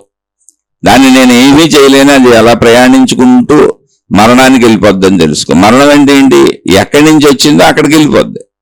ఏ ప్రదేశం నుంచి జన్మించిందో ఆ ప్రదేశానికి మరణించి చేరుకుంటుంది, అంతే. మరణం అంటే ఏం లేదు, వచ్చిన చోటకి వెళ్ళిపోద్ది. అది నిరాకారం నుంచి వచ్చింది, నిరాకారంలోకి వెళ్ళిపోద్ది. మధ్యలో ఆకారం ధరించింది, అంతే. జీవితం అంటే అది, జన్మించటం అంటే అది. ఇది శరీర స్థితి. అలాగే మనసు, శరీరపరమైన విషయాలు, ప్రాపంచిక విషయాలు జీవించటానికి అనువుగా ప్రాణశక్తిలో స్థిరంగా, శాశ్వతంగా శరీరం ఉన్నంత వరకు ఉండేలా ఉండిపోయింది. అంటే ప్రాణశక్తిని కలవటం వలన శరీరంతో ఇంద్రియాల ద్వారా గ్రహించిన విషయాలకి కూడా సజీవత్వం వచ్చింది. అందుకని గుర్తుగా, జ్ఞాపకాలుగా, భావాలుగా లోపల ఉండిపోయింది. వాటితోనే జీవితం నడుస్తుంది. అదే మనసు. అంటే మనసు యొక్క భాగం ఏంటంటే ప్రాణశక్తే. మనసు అంటే ఏంటి అసలు అంటే ప్రాణశక్తే. కానీ మనసు అని ఎందుకన్నామంటే ప్రాణశక్తిలో శరీరంతో గ్రహించిన విషయాలు ఉన్నాయి. విషయాలు తీసేస్తే అది ప్రాణశక్తి, విషయాలు కలిసి ఉంటే అది మనసు. అంతే. మనసును తెలుసుకో, దాన్ని పరిశీలించుకో. అయితే ఇది చెప్పుకున్నంతగా సంవత్సరాల కాలం పట్టుద్ది. ఇప్పుడు మనం ఏదో 1 నిమిషం 2 నిమిషాల్లో మాట్లాడేసుకుంటున్నాం. తర్వాత విషయాలు తీసేసి మనసుని ఖాళీ చేయడం నేర్చుకో. ప్రాణశక్తిగా స్థిరంగా ఉండే అనుభవానికి ప్రయత్నించి సాధన చేసుకో. అప్పుడు అనంత ఏకత్వ భావన వచ్చేస్తుంది. అదే ఆత్మజ్ఞాన చదువు, ఆధ్యాత్మిక చదువు. అది శరీరం నుంచి మనసు ప్రాణశక్తి వరకు ఎలా ప్రయాణించాలో, ఎలా చదువుకోవాలో, ఎలా నడవాలో, ఎలా జీవించాలో మొత్తం చెప్పుద్ది. ఇది ఆధ్యాత్మిక చదువు, ఆత్మజ్ఞాన చదువు. ఈ చదువుకునే వాళ్ళు ఎవరూ ఎప్పటికీ తప్పు చేయరు. అసలు తప్పు అనేది వాళ్ళ తలంపుల్లోనే పుట్టదు. అలా తలంపుల్లో తప్పు పుట్టి తప్పుడు పనులు చేసేవాళ్ళు ఎవరు ఈ మార్గానికి చదువుకి పనికిరారు. అసలు వాళ్ళకి అర్హత లేదు. కాబట్టి మనల్ని మనం మోసం చేసుకోకుండా మంచి మార్గం వెళ్దాం. మంచి చదువుకుందాం, మంచి విద్య నేర్చుకుందాం, సత్యమైనది నేర్చుకుందాం. అదేంటి మన స్వరూప స్వభావమే, బయట ఎక్కడ కాదు. ఏ దేవుడు కాదు, ఏ దేవత కాదు, ఏ మతం కాదు, ఏ గురువు కాదు, ఏ జ్ఞాన గ్రంథం కాదు. అవన్నీ నీకు చూపిస్తున్నాయి. నీ విశ్వరూపాన్ని నీకు చూపిస్తున్నాయి, నీ అనంతత్వాన్ని నీకు చూపిస్తున్నాయి, నీ ఏకత్వాన్ని నీకు చూపిస్తున్నాయి. నీలో ఉన్న భిన్నత్వం ఆ ఏకత్వంలోనే ఉంది. సముద్రంలో ఎగిసి పెడుతున్న అలల వలె, అలలు ఎగిసి పెట్టడం వలన ఏర్పడిన నీటి బుడగల వలె భిన్నత్వం నీకు అలా కనపడుతుంది తప్ప ఉందంతా ఏకత్వమే అని చెప్తుంది. అది చదువుకుంటే అవగాహనకు వస్తుంది. ఒక శీర్షికలో 4 మాటల్లో అవగాహనకి ఎలా వస్తుంది? కాబట్టి ఏదైనా సత్యంలో, ధర్మంలో, న్యాయంలో, నీతిలో, నిజాయితీలో, మంచిలో మనను మనం ఉంచుకోగలగటం, మనకు మనం మేలు చేసుకోవటం. అధర్మంలో, అన్యాయంలో, అక్రమంలో, అవినీతిలో ఇలా సాగటం, ఇతరులను మోసగించి పెత్తనాలు చేసి అధికారాలు చేసి బాధ పెట్టి దుఃఖపెట్టి కష్టపెట్టి బ్రతకడం, నన్ను నేను మోసం చేసుకోవటం. ఎందుకనంటే నేను ఎవరిని కోల్పోతానో తెలియదు. ఇందులో బిడ్డలను కోల్పోయినటువంటి తల్లిదండ్రులు ఉన్నారు, తల్లిదండ్రులను కోల్పోయిన బిడ్డలు ఉన్నారు, భార్యను కోల్పోయిన భర్తలు ఉన్నారు, భర్తలను కోల్పోయిన భార్యలు ఉన్నారు, తమను తామే కోల్పోయిన ఆత్మహత్యలు చేసుకున్న వాళ్ళు బోలు మంది ఉన్నారు. ఇవన్నీ వాళ్ళు చేసుకున్న పరిస్థితులే, వాళ్ళు కల్పించుకున్న పరిస్థితులే, వాళ్ళు భావించుకున్న పరిస్థితులే. అలా తమను తాము మోసం చేసుకుంటున్నారు. అందరూ వెళ్ళి ఏడుస్తున్నారు, అయ్యో భార్యను పోగొట్టుకున్నాను. భార్యను పోగొట్టుకున్న భర్త ఏడుస్తూనే ఉంటాడు, భర్తను పోగొట్టుకున్న భార్య ఏడుస్తూనే ఉంటుంది, పిల్లలను పోగొట్టుకున్న తల్లిదండ్రులు ఏడుస్తూనే ఉంటారు, తల్లిదండ్రులను పోగొట్టుకున్న పిల్లలు ఏడుస్తూనే ఉంటారు. ఎందుకంటే అది ఒక లోటు కదా. ఇప్పుడు మన శరీరంలో ఒక కాలో ఒక చెయ్యో పోయింది అనుకోండి, అవి లోటు కాదు. ఒక కన్ను లేదు, లోటు కాదు. ఒక చెయ్యి వినపడతలేదు, లోటు కాదు. ఆ లోటు వలన జీవితం కొంచెం జీవించటం హాయిగా ఉండదుగా, ఇబ్బందికరంగా మారిపోద్దుగా. అలా మనుషుల్ని పోగొట్టుకున్నా అంతే. అందుకని మంచిగా జీవించని వాళ్ళందరూ తమను తాము మోసం చేసుకుంటున్న వాళ్లే. ఇతరులను మోసగించడం అసలు ఈ సృష్టిలో కుదరదు. మళ్ళీ చెబుతున్న, ఇతరులను మోసగించినట్టు కనపడొచ్చు. ఇప్పుడు కైకమ్మ రాముణ్ణి వనవాసానికి పంపేసినట్టే కనపడింది, కానీ కథ మొత్తం మనకు ముందే తెలుసు కనుక తర్వాత ఏమైందో స్టోరీలో కూడా వచ్చేసింది.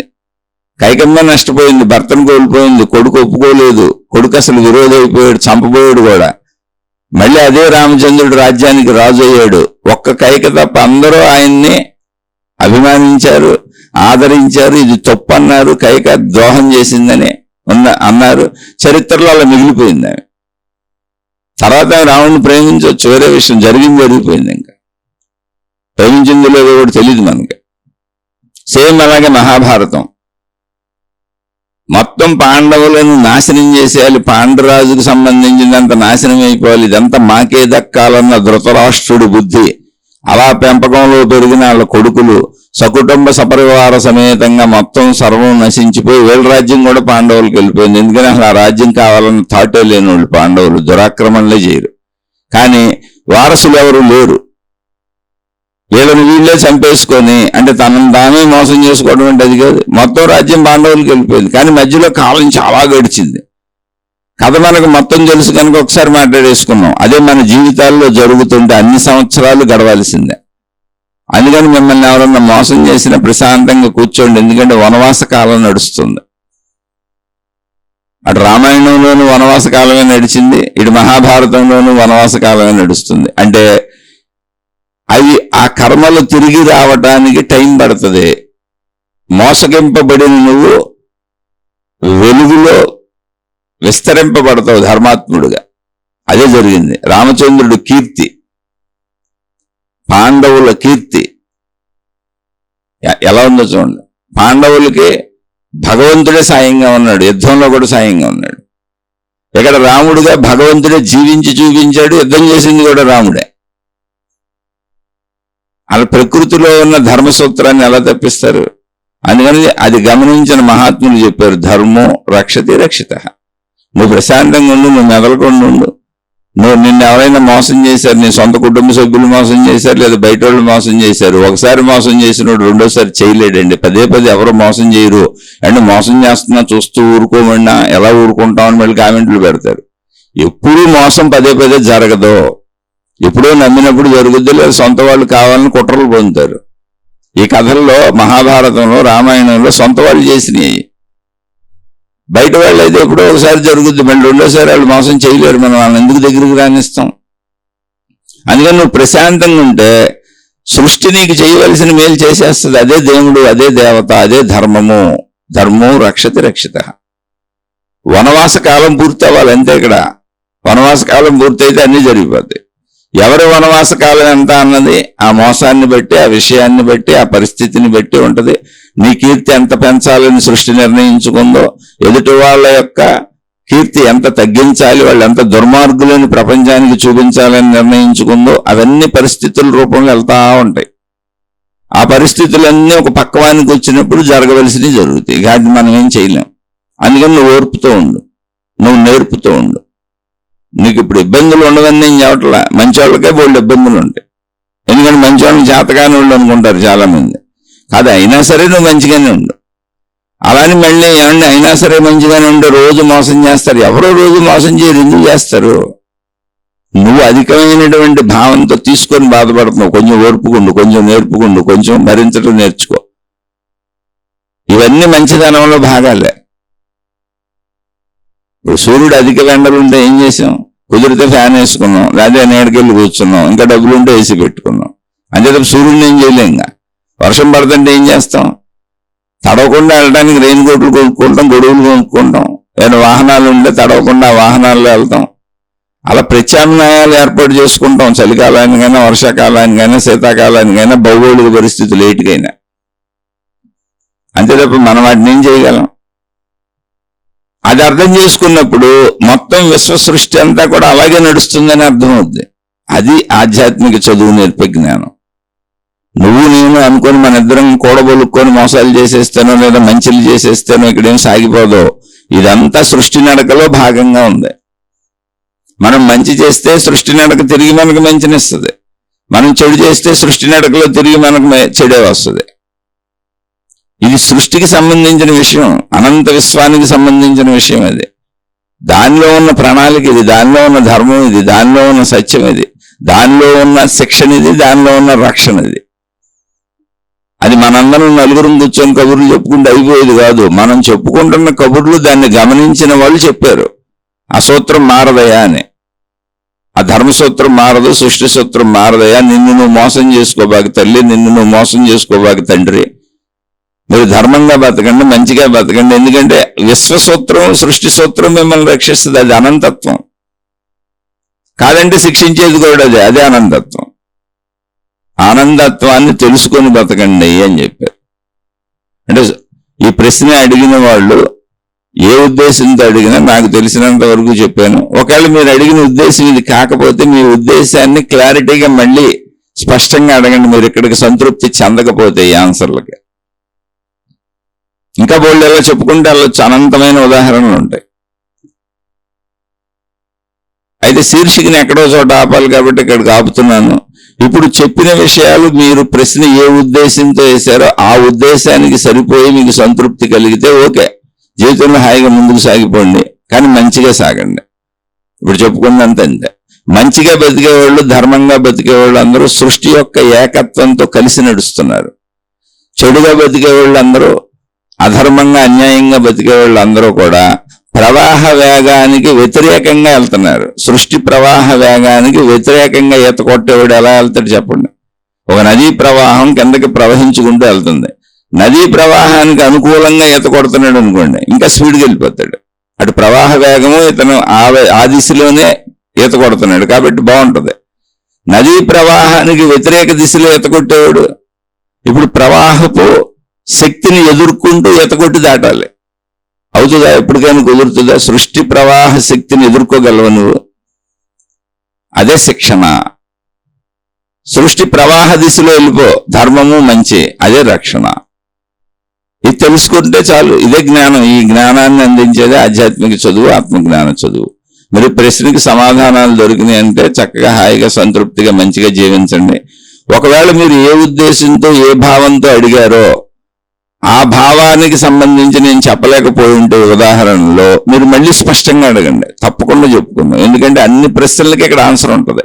ఆన్సర్ లేని ప్రశ్నే ఉండదు సృష్టిలో. ఆన్సర్ లేని ప్రశ్నే ఉండదు అని ఎందుకంటున్నానంటే సృష్టి అంతా అనంత ఆత్మశక్తే. అదే జ్ఞానం. సత్యం జ్ఞానం అనంతం బ్రహ్మ. ఆ బ్రహ్మమే అనంతము, అది జ్ఞానస్వరూపము, అది సత్యము. జ్ఞానం అంటే ఏంటి? అర్థం అవటం, తెలుసుకోవటం. కాబట్టి అన్నిటికీ సందేహాలకు ప్రశ్నలకి ఇక్కడ ఆన్సర్లు ఉన్నాయి ఆల్రెడీ జ్ఞాన రూపంలో.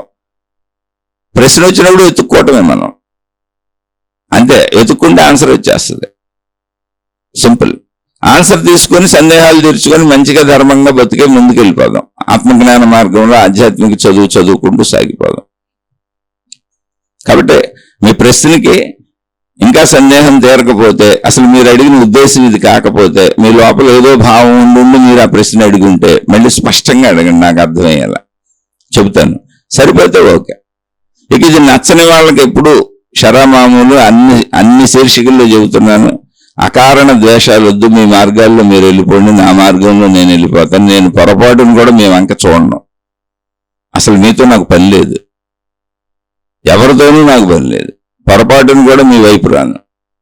అంటే ఇలా చెబుతున్నాడు ఏంటి అని తెలియని వాళ్ళు అనుకుంటారు. కాదు, నేను చెబుతున్నది నాకు అటువంటి వాళ్ళు ఉన్నారు, వాళ్ళకి చెబుతున్నాను. వాళ్ళెవరో నాకు తెలుసు, నేను ఎందుకు చెబుతున్నానో వాళ్ళకే తెలుసు, వాళ్ళకి అర్థమవుతుంది. విన్నవాళ్ళు మామూలుగా వినేసేయండి, క్యూరియాసిటీలు పెంచుకొని ఇవన్నీ ఏంటని తెలుసుకోవాలనే ప్రయత్నం చేయబాకండి. అన్ని చోట్ల ఏదో ఒక విషయాసక్తికి సంబంధించిన విషయం ఉంటుంది, ఎవరి జీవితాలు వాళ్ళవి. మీకు ఎందుకు ఆ గొడవ?